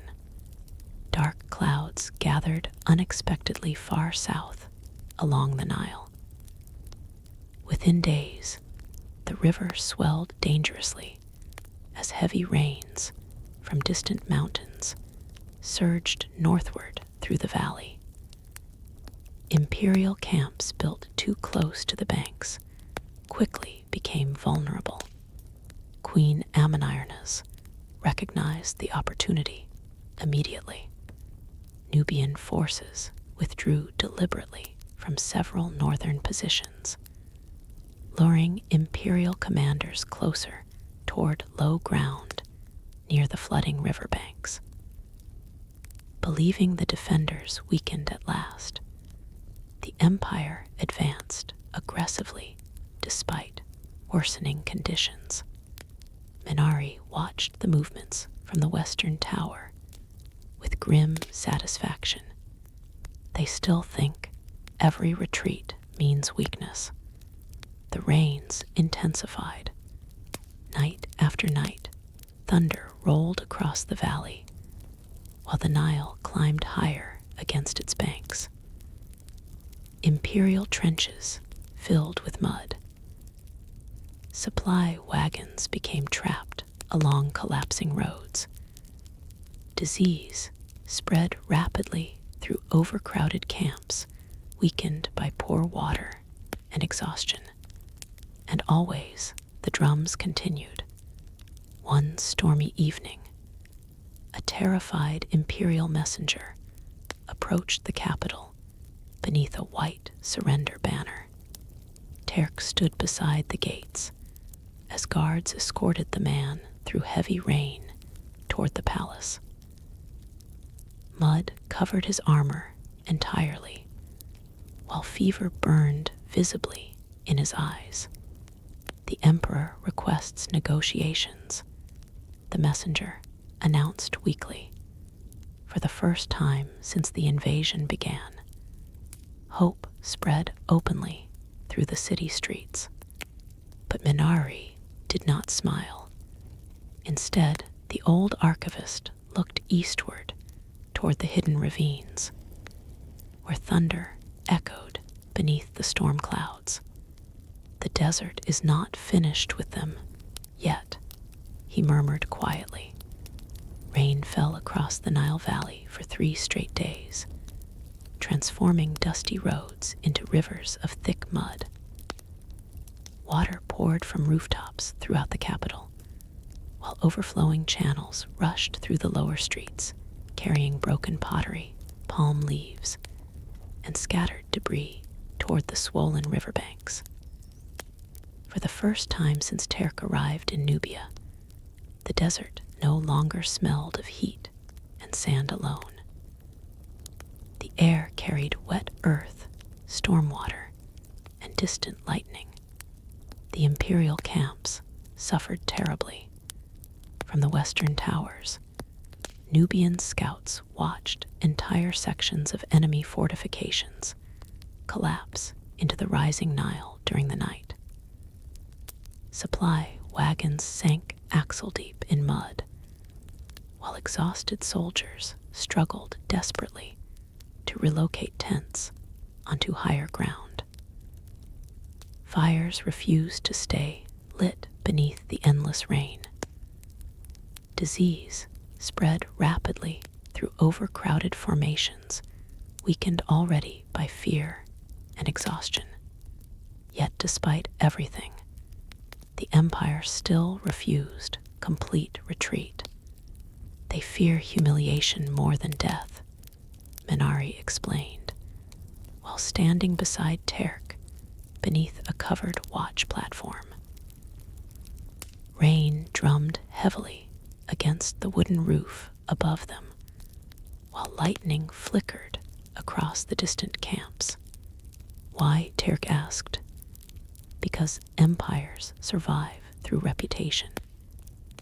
The old archivist pointed toward the struggling enemy encampments.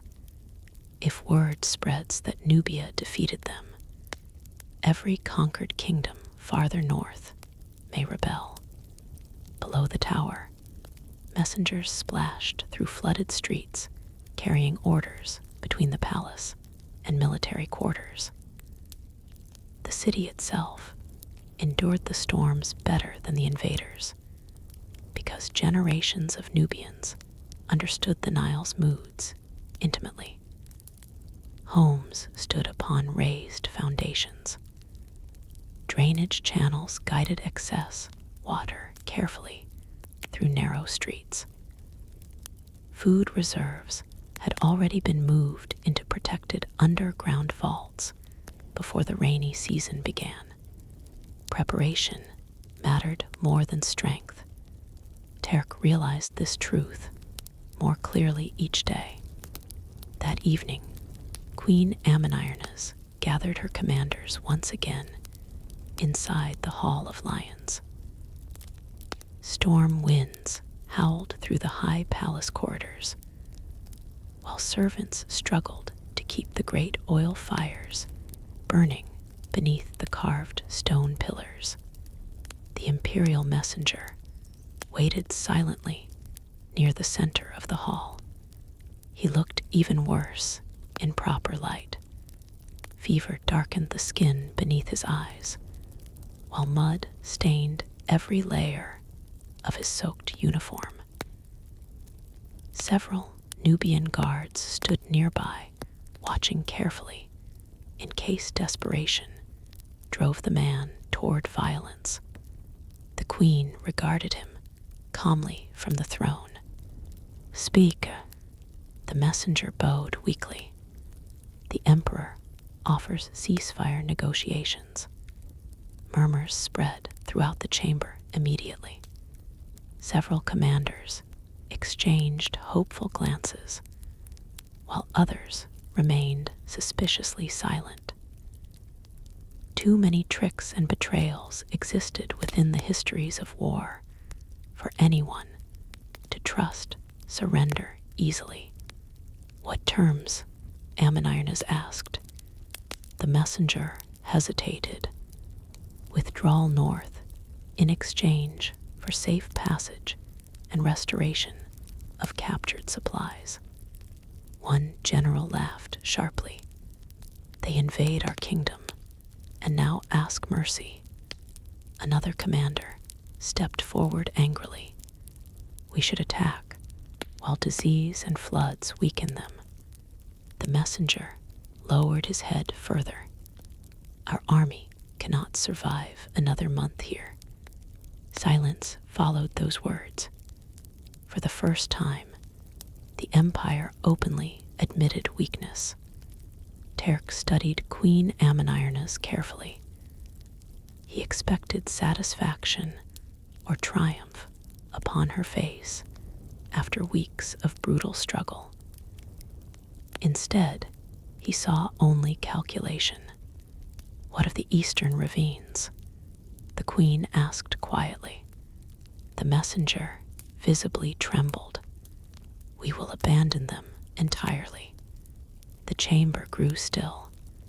Minari narrowed his eyes beside Terk, but said nothing.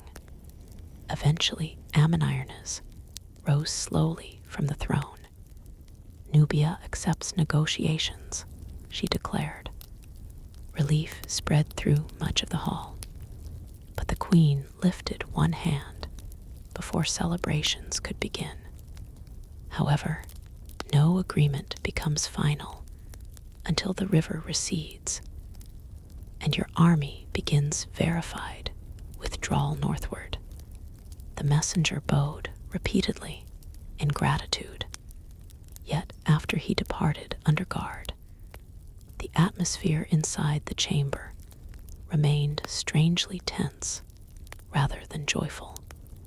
Terk understood why later that night, Minari brought him again to the underground archive vaults, where several senior scholars examined old records by lamplight. Ancient scrolls covered the stone tables, while maps of forgotten desert regions lay carefully weighted beneath carved bronze statues.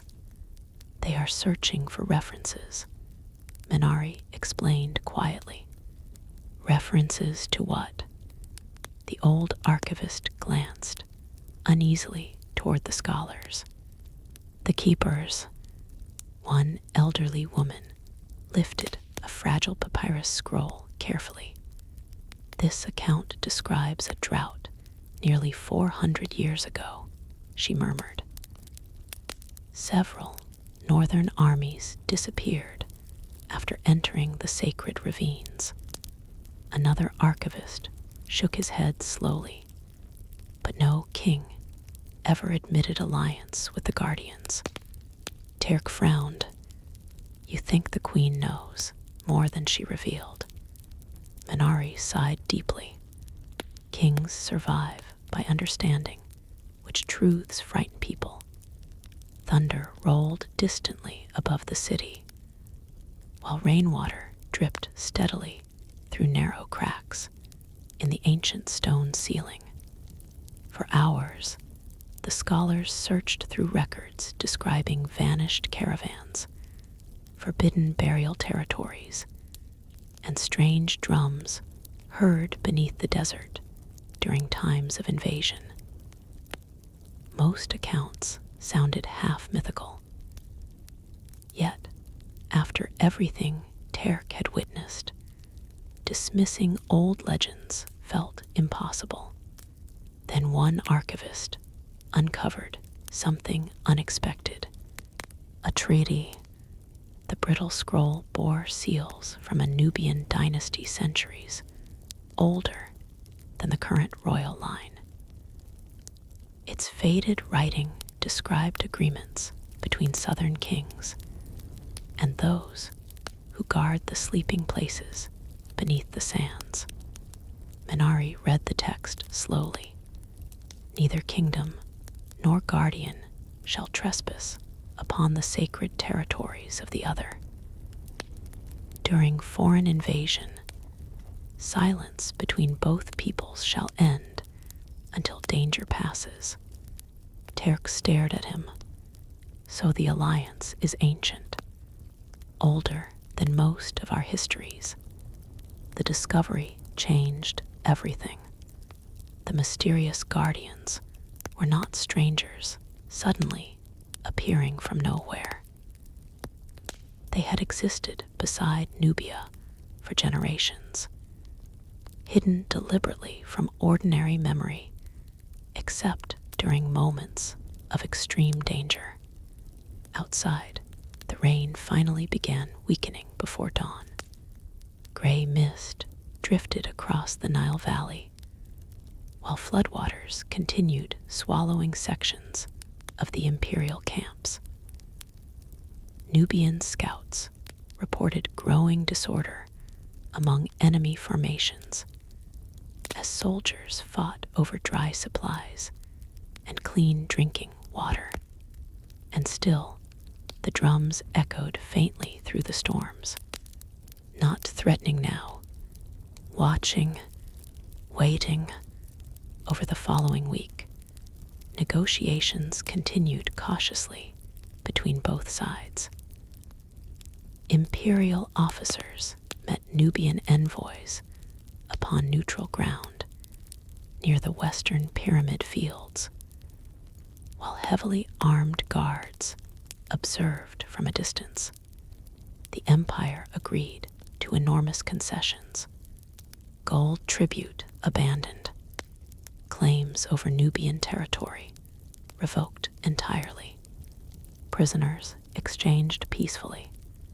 Safe withdrawal north once the floodwaters allowed movement.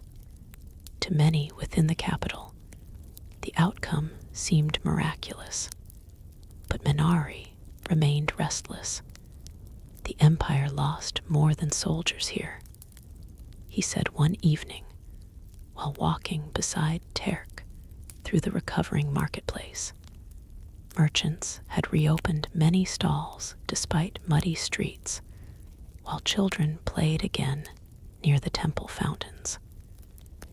Music returned slowly to the city. Laughter too. What else did they lose? Terk asked. Certainty. The old archivist stopped beside a spice vendor, arranging fresh herbs beneath hanging lanterns. They arrived believing no land could resist them. Now, every survivor carries stories northward. Stories about deserts swallowing armies and drums beneath the earth. Fear would spread farther than armies ever could. That realization lingered heavily with Terk. Several days later, the imperial withdrawal finally began. From the city walls, thousands of Nubians watched enemy columns struggle northward through muddy terrain beside the swollen Nile. The once proud invasion force looked shattered now. Wagons broken, horses thin and exhausted, armor rusted from constant storms. No victory parade followed them. No mocking cheers rose from the capital. The Nubians simply watched silently as another empire retreated back toward the north, as if history repeated itself too often here for celebration to matter much anymore. Then, on the final night before the last imperial ships departed, something strange occurred. The drums stopped.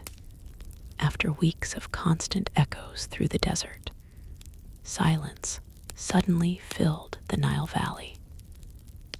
No distant rhythms rolled from the eastern ravines. No horns answered from the southern dunes. Only ordinary night sounds remained. Wind, water, insects beside the riverbanks. Terk noticed the absence immediately while standing upon the western cliffs overlooking the pyramids. It feels wrong without them, he admitted quietly. Minari stood beside him, watching moonlight spread across the silent necropolis. The guardians are leaving. Will anyone see them again? The old archivist smiled faintly. I suspect they prefer it that way. Below them, funeral fires burned beside several newly completed tombs for Nubian soldiers killed during the war. Priests moved slowly between the flames, chanting prayers beneath the stars, while families mourned quietly beside offerings of bread and flowers. Victory carried grief always. The empire had retreated, but fathers, sons, daughters, and friends still lay buried beneath fresh stone markers overlooking the Nile. Terk understood then why the kingdom never celebrated survival loudly. Survival always demanded payment. As dawn approached, Minari led him one final time beyond the western pyramids toward a lonely ridge overlooking the eastern desert. The storms had washed much of the sand away, revealing older stones hidden beneath the dunes for generations. There, half buried beneath centuries of drifting earth, stood ancient carvings, unlike any Terk had seen before. Circles crossed by jagged lines, the same symbols carried by the southern guardians. Minari touched the weathered stone gently. History survives in layers, he murmured. Some memories sleep beneath others. Far away along the northern river, the final imperial ships raised their sails beneath the morning wind. Tiny against the vast Nile, they drifted slowly toward distant kingdoms, carrying exhausted survivors home. And behind them, Nubia remained, scarred, tired, still standing. The black pyramids watched silently beneath the brightening sky, while warm desert wind swept across the ancient stones. Somewhere beyond the eastern ravines, hidden deep beneath endless sands, forgotten guardians returned once more to silence, waiting, as they always had, for the next empire foolish enough to believe the desert could ever truly belong to them. Weeks passed after the imperial withdrawal, and slowly the kingdom began breathing normally again. The Nile receded from the flooded banks, leaving behind dark, fertile soil where farmers returned with wooden plows and baskets of seed. Marketplaces regained their noise and color. Fishermen repaired damaged nets beside the river, while children once more raced, laughing through the narrow, sunlit streets of the capital. From a distance, it almost appeared as though the war had never happened at all. But Terk quickly learned that kingdoms remembered wounds differently than people did. Everywhere he walked, signs of the conflict lingered beneath the surface. Burned villages north of the city still smoked faintly in the dry wind. Fresh graves lined the western cliffs beneath rows of carved stone markers. Many families dressed in white mourning cloth despite the return of ordinary life. Soldiers missing limbs sat quietly beside temple entrances, while scribes recorded the names of the dead onto long rolls of papyrus for the royal archives. Victory had preserved Nubia, yet survival carried scars, invisible to outsiders. One warm evening, Terk accompanied Menari through the recovering military quarter near the southern walls.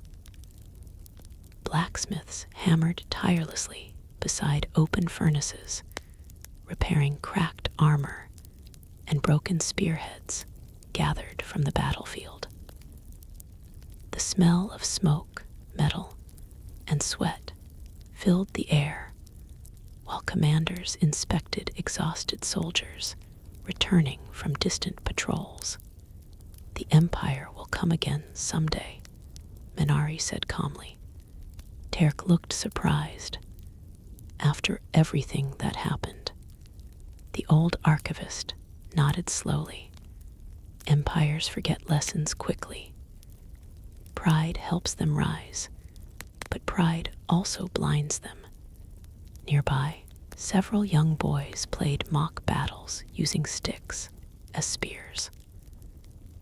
One pretended to be an imperial general, while the others laughed and surrounded him from hidden alleyways, imitating the desert ambushes they had heard about from returning soldiers. Even children already transformed history into story. That night, Queen Ammonirnas ordered a ceremony honoring the defenders of the kingdom. Citizens gathered throughout the central plaza, carrying oil lamps, while musicians played slow melodies beneath hanging banners of black and gold.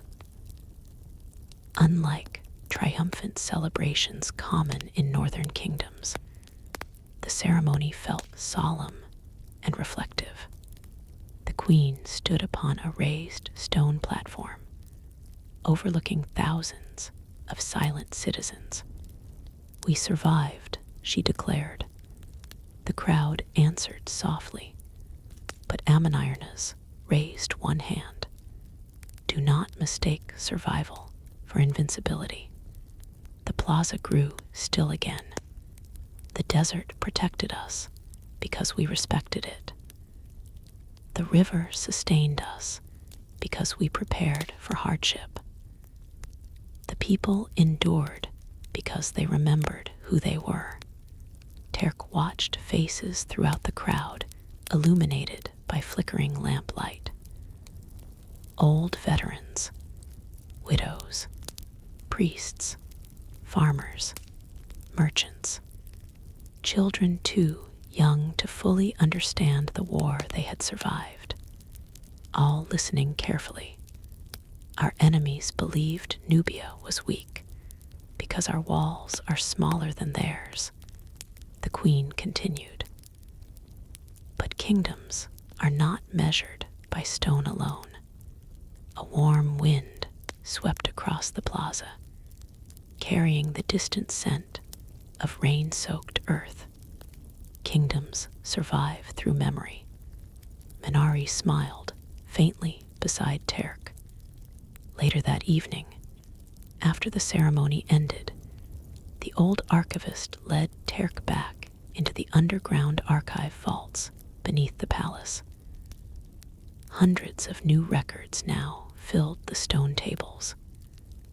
Battle reports, casualty lists, eyewitness accounts from scouts and commanders. The war already transformed into preserved history. Several scribes worked carefully copying everything onto durable papyrus. Will all of this truly matter generations from now? Terk asked. Menari stopped beside one enormous shelf, lined with ancient scrolls. Everything matters eventually. He removed a brittle document, sealed within protective linen. This record describes a famine from 200 years ago. Without it, we would not know which crops survived best during drought. Another scroll described a forgotten plague. A third recorded the collapse of an older dynasty after border tribes rebelled simultaneously during flood season. The past teaches survival, Minari explained softly. That is why empires burn libraries first. Terk considered the enormous archive surrounding him. Thousands of lives preserved through ink and memory. And somewhere, hidden among those countless records, existed fragments of another mystery entirely. The keepers, will you write about them? He asked quietly. Minari hesitated. Carefully, the old archivist lowered his voice. Some truths must survive without becoming widely known. That answer lingered with Terk long after midnight. Over the next several days, strange rumors spread through the capital once again. Travelers arriving from eastern villages claimed distant drums occasionally echoed across the desert after sunset. Shepherds reported glimpsing mounted figures moving silently along remote ridges before disappearing into sandstorms. Yet no direct sign of the southern guardians appeared openly. It was as though they faded back into myth the moment the invasion ended. One afternoon, Terk visited the western necropolis alone for the first time. The black pyramids rose sharply beneath the bright desert sun, while funeral incense drifted through the silent valley. Workers still carved fresh tombs into the rocky cliffs for soldiers lost during the war. An elderly stonecutter noticed Terk studying the monuments. You are the northern scribe, the man said. Terk nodded politely. The stonecutter wiped dust from his hands before gesturing toward the pyramids stretching across the valley. People think these are monuments to death, he murmured. But they are monuments to continuity. Terk frowned slightly. I do not understand. The old man smiled faintly. Kings die. Kingdoms struggle. Empires invade. Yet generation after generation, we continue building. That is the true purpose of these places. The explanation felt strangely comforting. Beneath the harsh sunlight, surrounded by tombs and graves, Terk finally understood why Nubia endured when so many stronger kingdoms vanished entirely. It accepted impermanence. The kingdom never believed itself eternal, and because of that, it prepared constantly for survival rather than perfection. As the weeks turned into months, rebuilding efforts expanded farther north along the Nile. Burned villages rose again from mud brick and timber. Irrigation, channels damaged during the fighting, reopened gradually beneath the labor of hundreds of workers. Trade caravans cautiously resumed movement through safer desert routes. Life returned stubbornly, yet tension remained, hidden beneath the surface. Scouts still patrolled eastern territories near the sacred ravines. River guards monitored northern crossings carefully. Every signal fire tower throughout the kingdom stayed supplied and ready. Nubia survived, but it never truly relaxed. One evening, Menari invited Terk onto the palace roof garden overlooking the moonlit city. Cool night air drifted across the flowering trees, while lanterns glowed softly beneath the stars.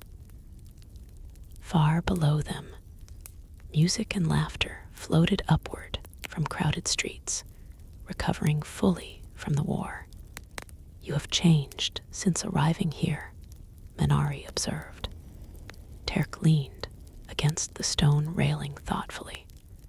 "I thought kingdoms survived through armies, and now I think they survive through patience." The old archivist chuckled quietly. "That is part of it." He poured dark wine into 2 small cups before continuing. "Most empires burn brightly and quickly. They chase expansion endlessly because stopping feels like weakness."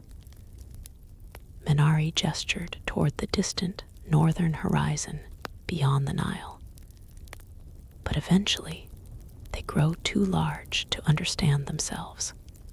And Nubia survives because it bends." The answer sounded simple, yet Terk realized immense wisdom hid within it.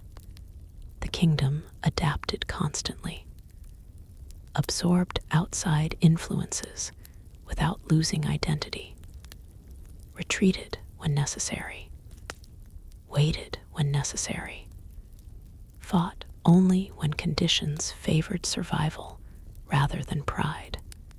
Below them, temple bells echoed softly through the sleeping city.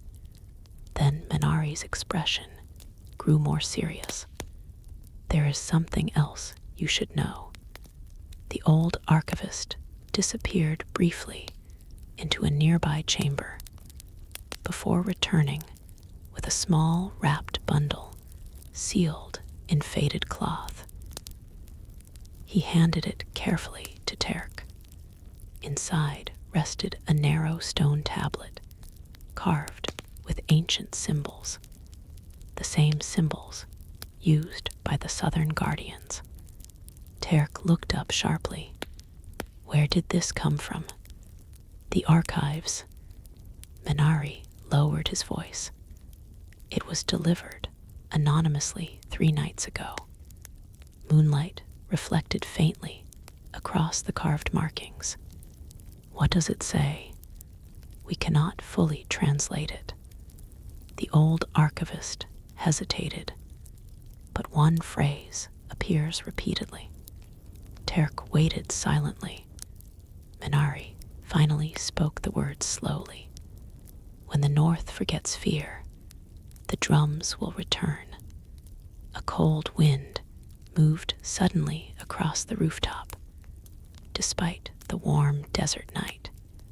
Far away beyond the eastern horizon, hidden beneath endless dunes and forgotten ravines, Terk imagined silent guardians watching the kingdom from darkness once more, waiting patiently, as deserts always waited, as history always waited, for memory to fade enough that another empire would eventually march south, believing itself unstoppable.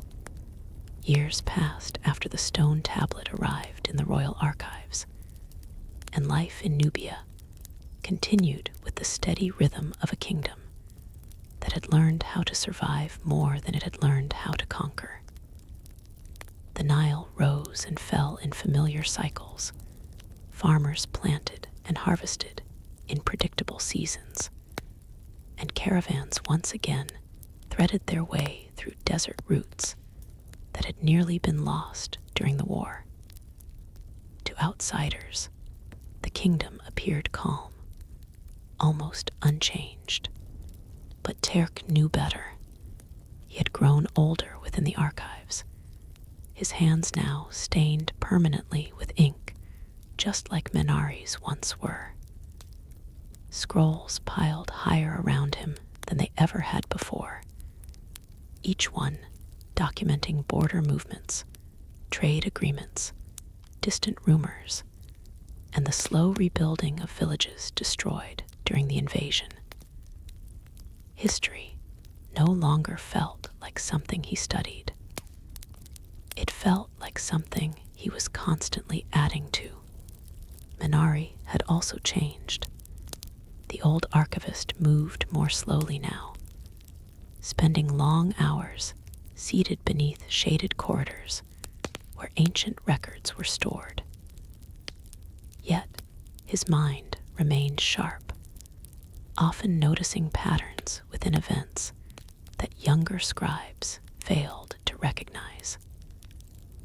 Whenever messengers arrived from border regions, Minari listened with quiet focus before speaking only when necessary.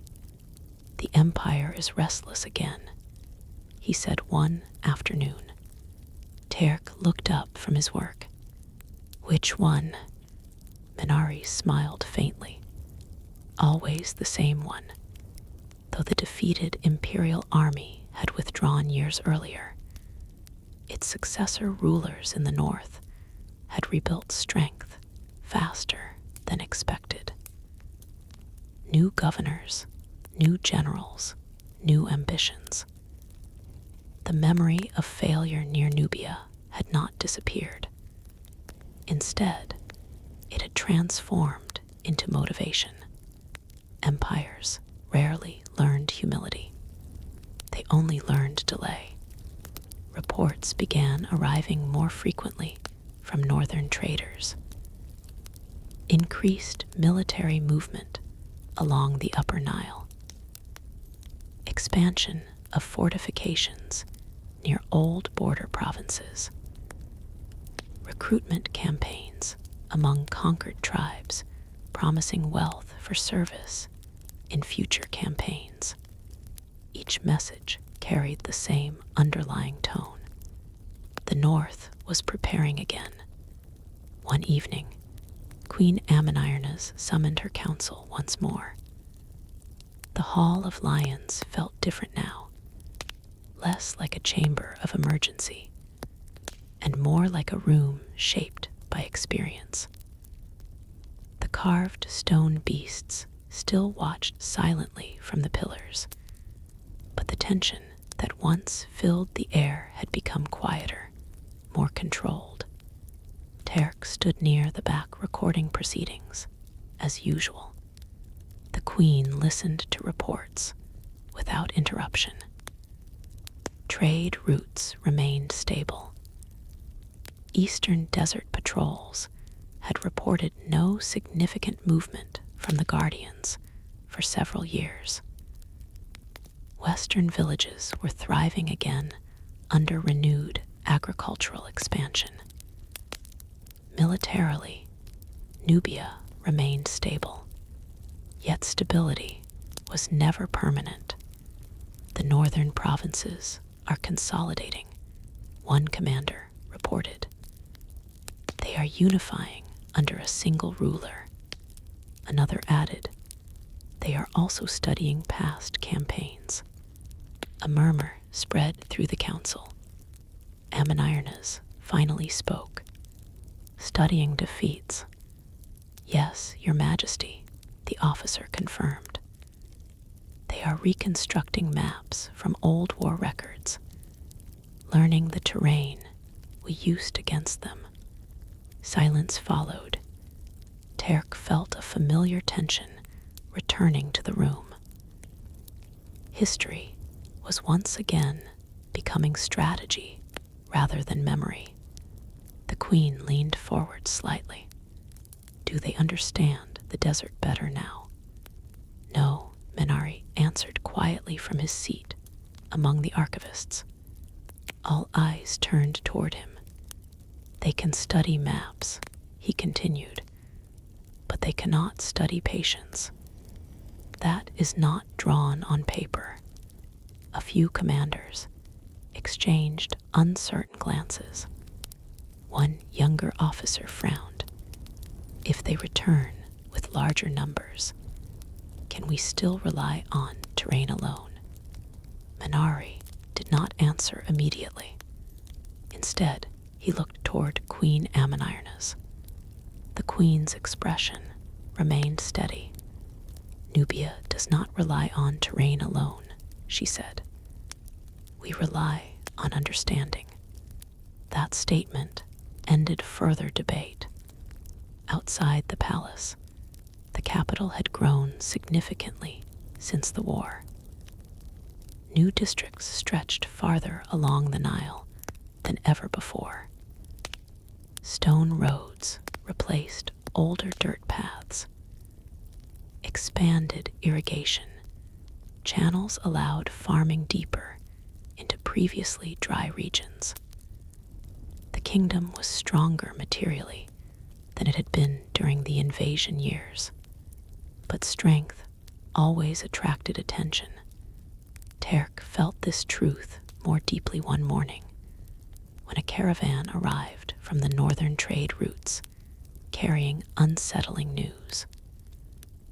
Travelers spoke of a new emperor rising in the distant north, a ruler ambitious enough to reunite fractured territories into a single vast dominion. And this emperor, unlike his predecessors, studied Nubia carefully, not with arrogance, with focus. They call him the strategist king. A merchant explained inside the market square. He asks questions about deserts, rivers, old wars. He collects stories from every surviving soldier who fought near the southern lands. Minari listened silently from nearby. When the merchant left, the old archivist spoke softly. Then he will come prepared. Terk felt uneasy. Prepared for what? Minari looked toward the horizon. For everything we used against the last invasion. That night, Terk walked alone along the riverbank outside the capital. The Nile reflected moonlight in long silver patterns, while distant fishing boats moved quietly across the water. Everything appeared peaceful. Yet beneath that peace, he sensed something shifting again. History repeating itself, but differently. When he returned to the archives, Minari was already waiting. I want to show you something, the old archivist said. He led Terk deep into the restricted vaults, where only senior archivists were permitted. Unlike the public archives, this chamber contained sealed records never meant for general study. Scrolls tied in black cloth, clay tablets marked with warning symbols, maps detailing forgotten conflicts. At the center of the chamber stood a sealed stone chest. Minari opened it carefully. Inside lay multiple copies of the same ancient tablet Terk had seen years ago, the one about the drums returning. I thought there was only one, Terk whispered. There were many, Minari replied. Terk looked at him sharply. Why hide this? The old archivist sighed. Because fear spreads faster than wisdom. He placed one of the tablets onto the table. We did not want future generations to live waiting for something they could not control. Terk studied the symbols again. When the North forgets fear, Minari finished the sentence quietly. The drums will return. A long silence followed. For the first time, Terk noticed something he had not seen before in all these years. Minari was not uncertain. He was waiting. Days later, scouts reported unusual movement in the eastern ravines. At first, it seemed minor. Herds of animals, changing migration patterns. Nomadic traders, avoiding certain canyon routes. Distant echoes, resembling drums, heard faintly during windless nights. Then a border patrol disappeared. No bodies were found, only abandoned weapons, arranged carefully beside a dried riverbed. The same pattern from years ago. Terk immediately brought the report to Minari. The old archivist read it once, then placed it calmly on the table. "They are awake again," he said. "Who?" Minari looked at him seriously. "The ones who do not forget." Queen Ammonirnas was informed that evening. Unlike before, there was no panic within the council chamber. Instead, there was recognition. Memory itself had already prepared them for this possibility. They stayed silent longer than expected, one commander said. Another added, "Perhaps they never left at all." The queen turned toward the maps. "Then we proceed, as we always have." Minari stepped forward slightly. "With caution," the queen nodded, "and patience." But Terk noticed something different this time. The fear was no longer confusion. It was familiarity, as if the kingdom had been expecting this return. Since the moment the empire first crossed the Nile years ago. That night, Terk climbed the western ridge alone. The city below glowed softly under lantern light, peaceful and unaware of what might be forming beyond the eastern deserts. The pyramids stood silent in the distance, unchanged by time or war. Then, very faintly, he heard it. A rhythm, deep, distant, not loud enough to confirm, but impossible to ignore.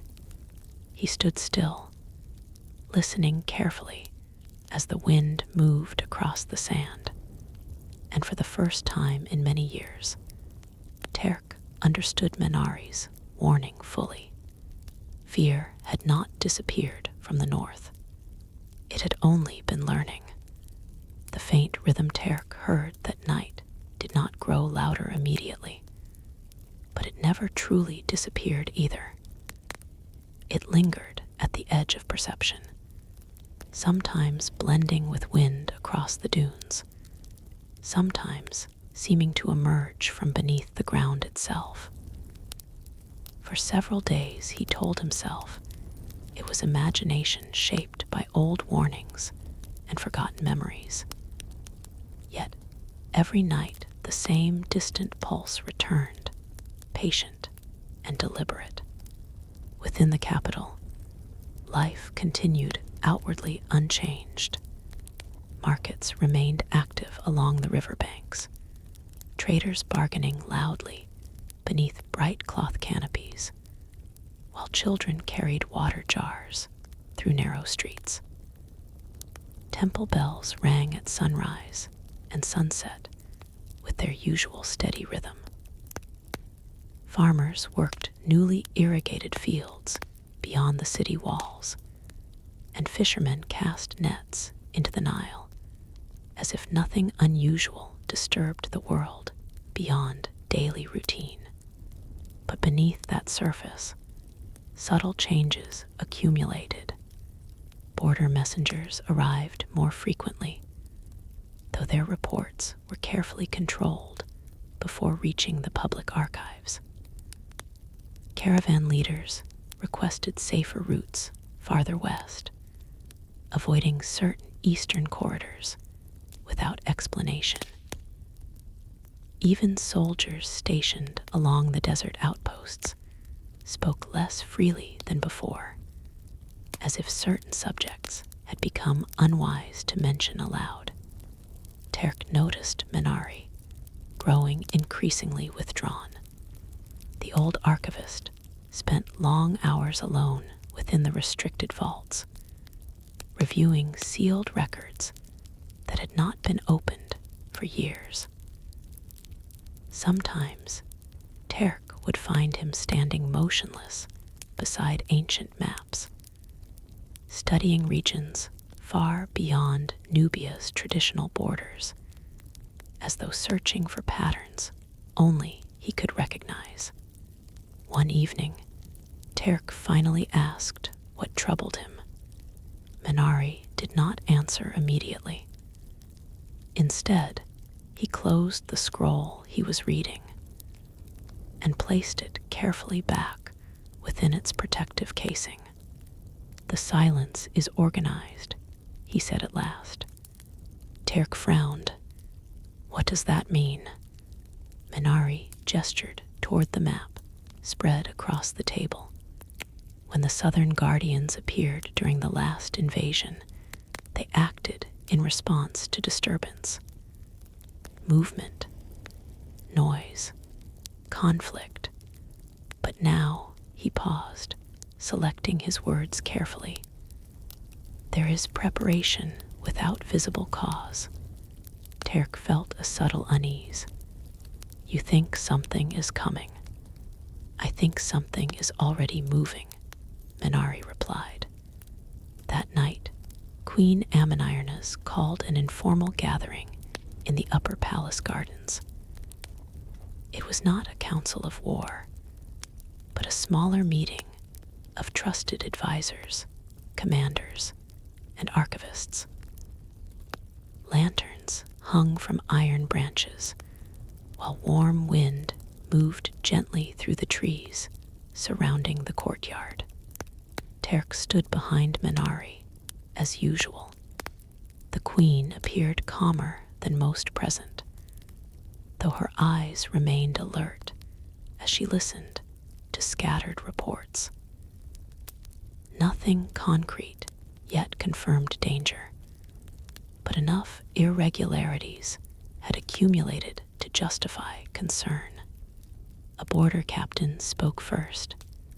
"We have lost contact with 2 observation posts in the eastern ravines." Another officer added, "No signs of battle were found." A third hesitated before continuing. However, both posts were abandoned in an organized manner. Supplies left intact. Weapons placed aside. The implication was obvious. Disappearance, not defeat.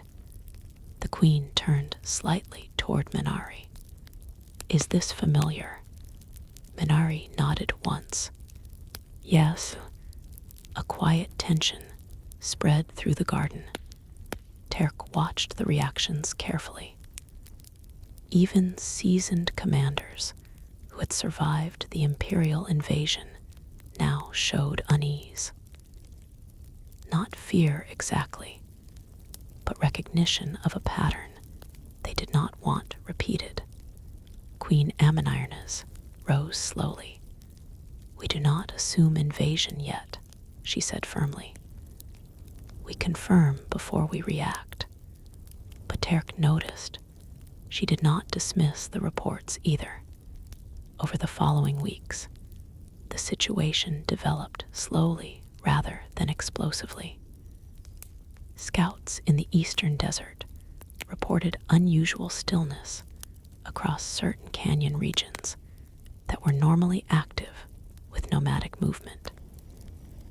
Some trading routes suddenly became impassable due to shifting sand formations that had not existed previously. Others spoke of strange markings appearing on cliff faces after storms. Then came the first confirmed sound. A patrol stationed near the lower ravines reported hearing rhythmic drumming beneath the ground during the early hours of dawn. The soldiers described it as distant but unmistakable, like something moving slowly beneath layers of stone and sand. The report reached the palace within a day. Minari read it twice before speaking. "They are testing boundaries," he said. Terk leaned forward. "Testing what boundaries?" The old archivist closed his eyes briefly. "The boundary between memory and return. Queen Ammonirna's ordered increased surveillance of all eastern access points. Yet she avoided large military deployments, instead relying on small observation, units capable of tracking movement without provoking escalation. It must not become a reaction war," she warned the council. "Why?" one commander asked. "Because reaction belongs to fear," she replied. Terk began accompanying Minari more frequently during field inspections along the outskirts of the capital. The eastern horizon felt increasingly different each time they visited. The desert wind seemed heavier, carrying distant echoes that were difficult to identify. One afternoon, while inspecting an abandoned watch station, Terk discovered something unsettling. Carved into the outer stone wall were fresh markings, not ancient symbols, new ones, roughly etched into the surface, as though made recently using sharpened metal or bone. Minari examined them closely. "They are not ours," he said quietly. "Who then?" The old archivist did not answer immediately. Instead, he studied the surrounding sand. "There are paths here that do not appear on any map." That evening, reports confirmed another disappearance. A supply caravan traveling toward the eastern outposts vanished entirely between two known landmarks. No wreckage, no bodies, only wheel tracks abruptly ending at the edge of a narrow canyon. This time, even Queen Ammonirna's showed visible concern. A new council was convened immediately. Inside the Hall of Lions, the atmosphere was markedly different from past gatherings. There was no imperial army at the gates, no visible invasion, yet tension felt heavier than during open war. Uncertainty has a way of pressing deeper than known threats. One general spoke first. "We should secure the ravines permanently." Another countered. "That terrain cannot be controlled fully. We tried before." A third officer looked toward Minari. "Do the archives have anything more on the keepers?" The old archivist hesitated. "Only fragments." He paused. "And fragments are dangerous when misunderstood." The queen listened carefully before speaking. "We do not act blindly," she said. "We observe, we learn." But Terk noticed something subtle. Unlike before, no one suggested ignoring the phenomenon entirely. The memory of past events had become too strong for dismissal. Over the following days, tension built quietly throughout the kingdom. Not through panic, but through anticipation. Soldiers remained stationed near eastern approaches for longer shifts.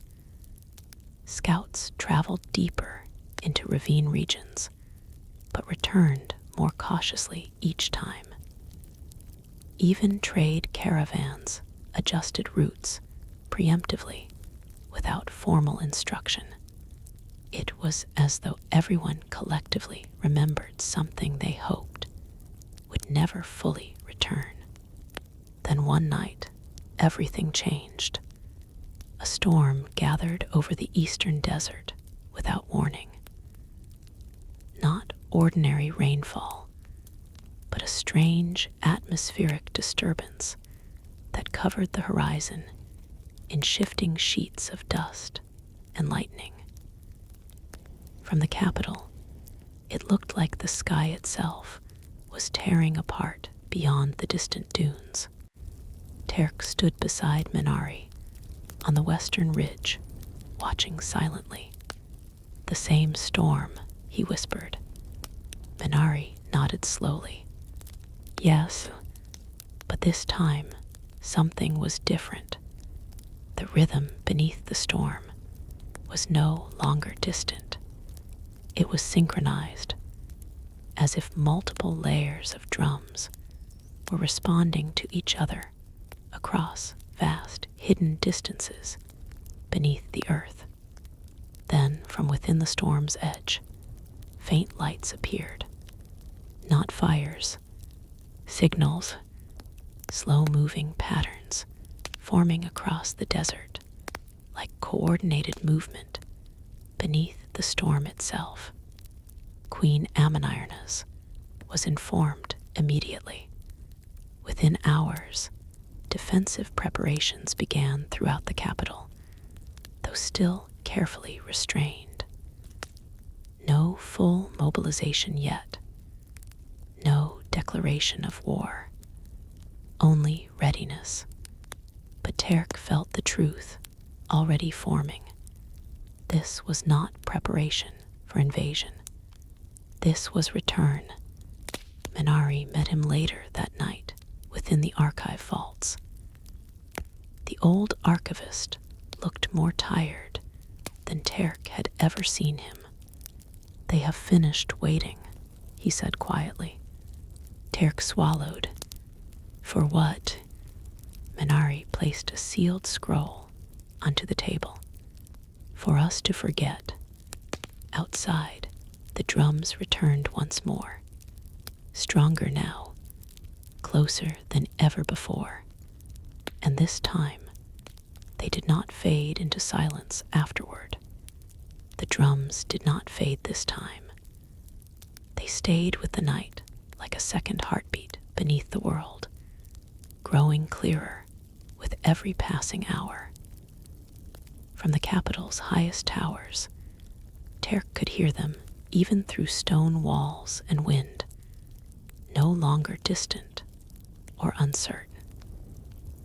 They were organized now, layered and deliberate, as if entire formations were moving in coordinated patterns beneath the eastern desert itself. Queen Ammonirna's called for silence across the capital. No bells, no public signals, no unnecessary movement. The kingdom entered a state of quiet readiness that felt heavier than war preparations had ever been. Soldiers took positions along walls without speaking. Archers checked bowstrings in silence. Even the marketplace, usually alive until late hours, fell still as citizens sensed something approaching that could not yet be named. Terk stood beside Minari on the western ridge, overlooking the Nile Valley. The river reflected a pale, broken moonlight, while far beyond the eastern horizon, faint lights flickered again beneath the stormless sky. Not random anymore. Structured. Moving in arcs that suggested coordination across great distance. "They are no longer hidden," Terk whispered. Minari nodded slowly. "No, they are announcing themselves." The old archivist looked older than ever, his voice carrying the weight of memory itself. "This is what happens when silence ends. Within the palace, emergency council gathered one final time before dawn. Unlike previous meetings filled with debate, this one carried a strange acceptance. Even those who once doubted the existence of the Southern Guardians now spoke in restrained tones, as if understanding had finally replaced speculation. Reports came in rapidly. Eastern ravines fully active. Multiple underground movements confirmed. Drumming synchronized across multiple regions. Unknown forces converging toward central desert corridors. Queen Ammonirna's listened without interruption. When the final report ended, she rose slowly. "We do not control what is returning," she said calmly.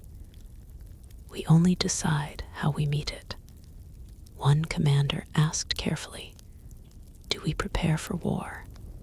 The queen paused. "No," she replied. "We prepare for understanding." That answer unsettled more than it reassured. Terk noticed Minari watching her closely, as if the archivist understood something unspoken between ancient knowledge and present reality. After the council dismissed, Minari approached the queen privately. Terk could not hear their conversation, but he saw Ammonirna's nod once, slowly, as though confirming something long expected. By dawn, the eastern sky changed. The desert horizon no longer appeared empty. Subtle movements spread across its vast surface. Dust columns rose in controlled intervals rather than chaotic wind patterns. From above, it would have looked less like nature and more like coordinated migration. Terk climbed the eastern watchtower as sunlight began breaking across the sands. What he saw made him freeze. Across the desert, thousands of figures were visible now. Not rushing, not attacking, moving with precision through ancient routes buried beneath sand for centuries. Camels, riders, and foot soldiers emerged from hidden valleys, forming long, silent formations stretching beyond visible distance. But they were not alone. Beneath them, deeper within canyon shadows, movement continued underground. The drums now had visible sources. Massive formations of hidden tunnels opened intermittently across the desert floor, revealing pathways carved far beneath the surface. From those openings, additional groups emerged slowly, their movements synchronized with those above. Minari joined Terk at the tower. "They are not invading," the old archivist said quietly. Terk did not look away from the horizon. "Then what are they doing?" Minari hesitated, returning balance. Far across the eastern expanse, the Southern Guardians finally revealed themselves fully. Their numbers were far greater than previously seen during the war years. Entire networks of desert forces, hidden civilizations, and subterranean communities now surfaced simultaneously under the shifting desert light. Yet still, they did not advance toward the capital. Instead, they formed a vast semicircle across the eastern frontier, as if enclosing something invisible within the desert itself. Queen Ammonirna's arrived at the ridge before midday, accompanied by a small group of commanders. She observed the formations silently for a long time. Then she spoke softly. "They are not here for us." Minari nodded beside her. "No." The queen turned slightly. "Then for whom?" Before anyone answered, the drums changed rhythm. Slower now, heavier. The entire desert seemed to respond. Then, from the northern horizon, far beyond the Nile, imperial signals appeared again. But they were different this time. Not banners of invasion, not military formations, only scattered remnants of movement, fragments of armies attempting to approach, but halting repeatedly, as if encountering invisible resistance far before reaching Nubian territory. Terk realized something unsettling. The empire was no longer the center of attention. The desert itself had become the battlefield. Minari finally spoke again. "They are correcting disturbance." Disturbance caused by what? The old archivist looked toward the Nile, then toward the eastern sands. By those who forget what lies beneath them. Days passed, intense observation. The southern guardians remained active, but did not engage the capital directly.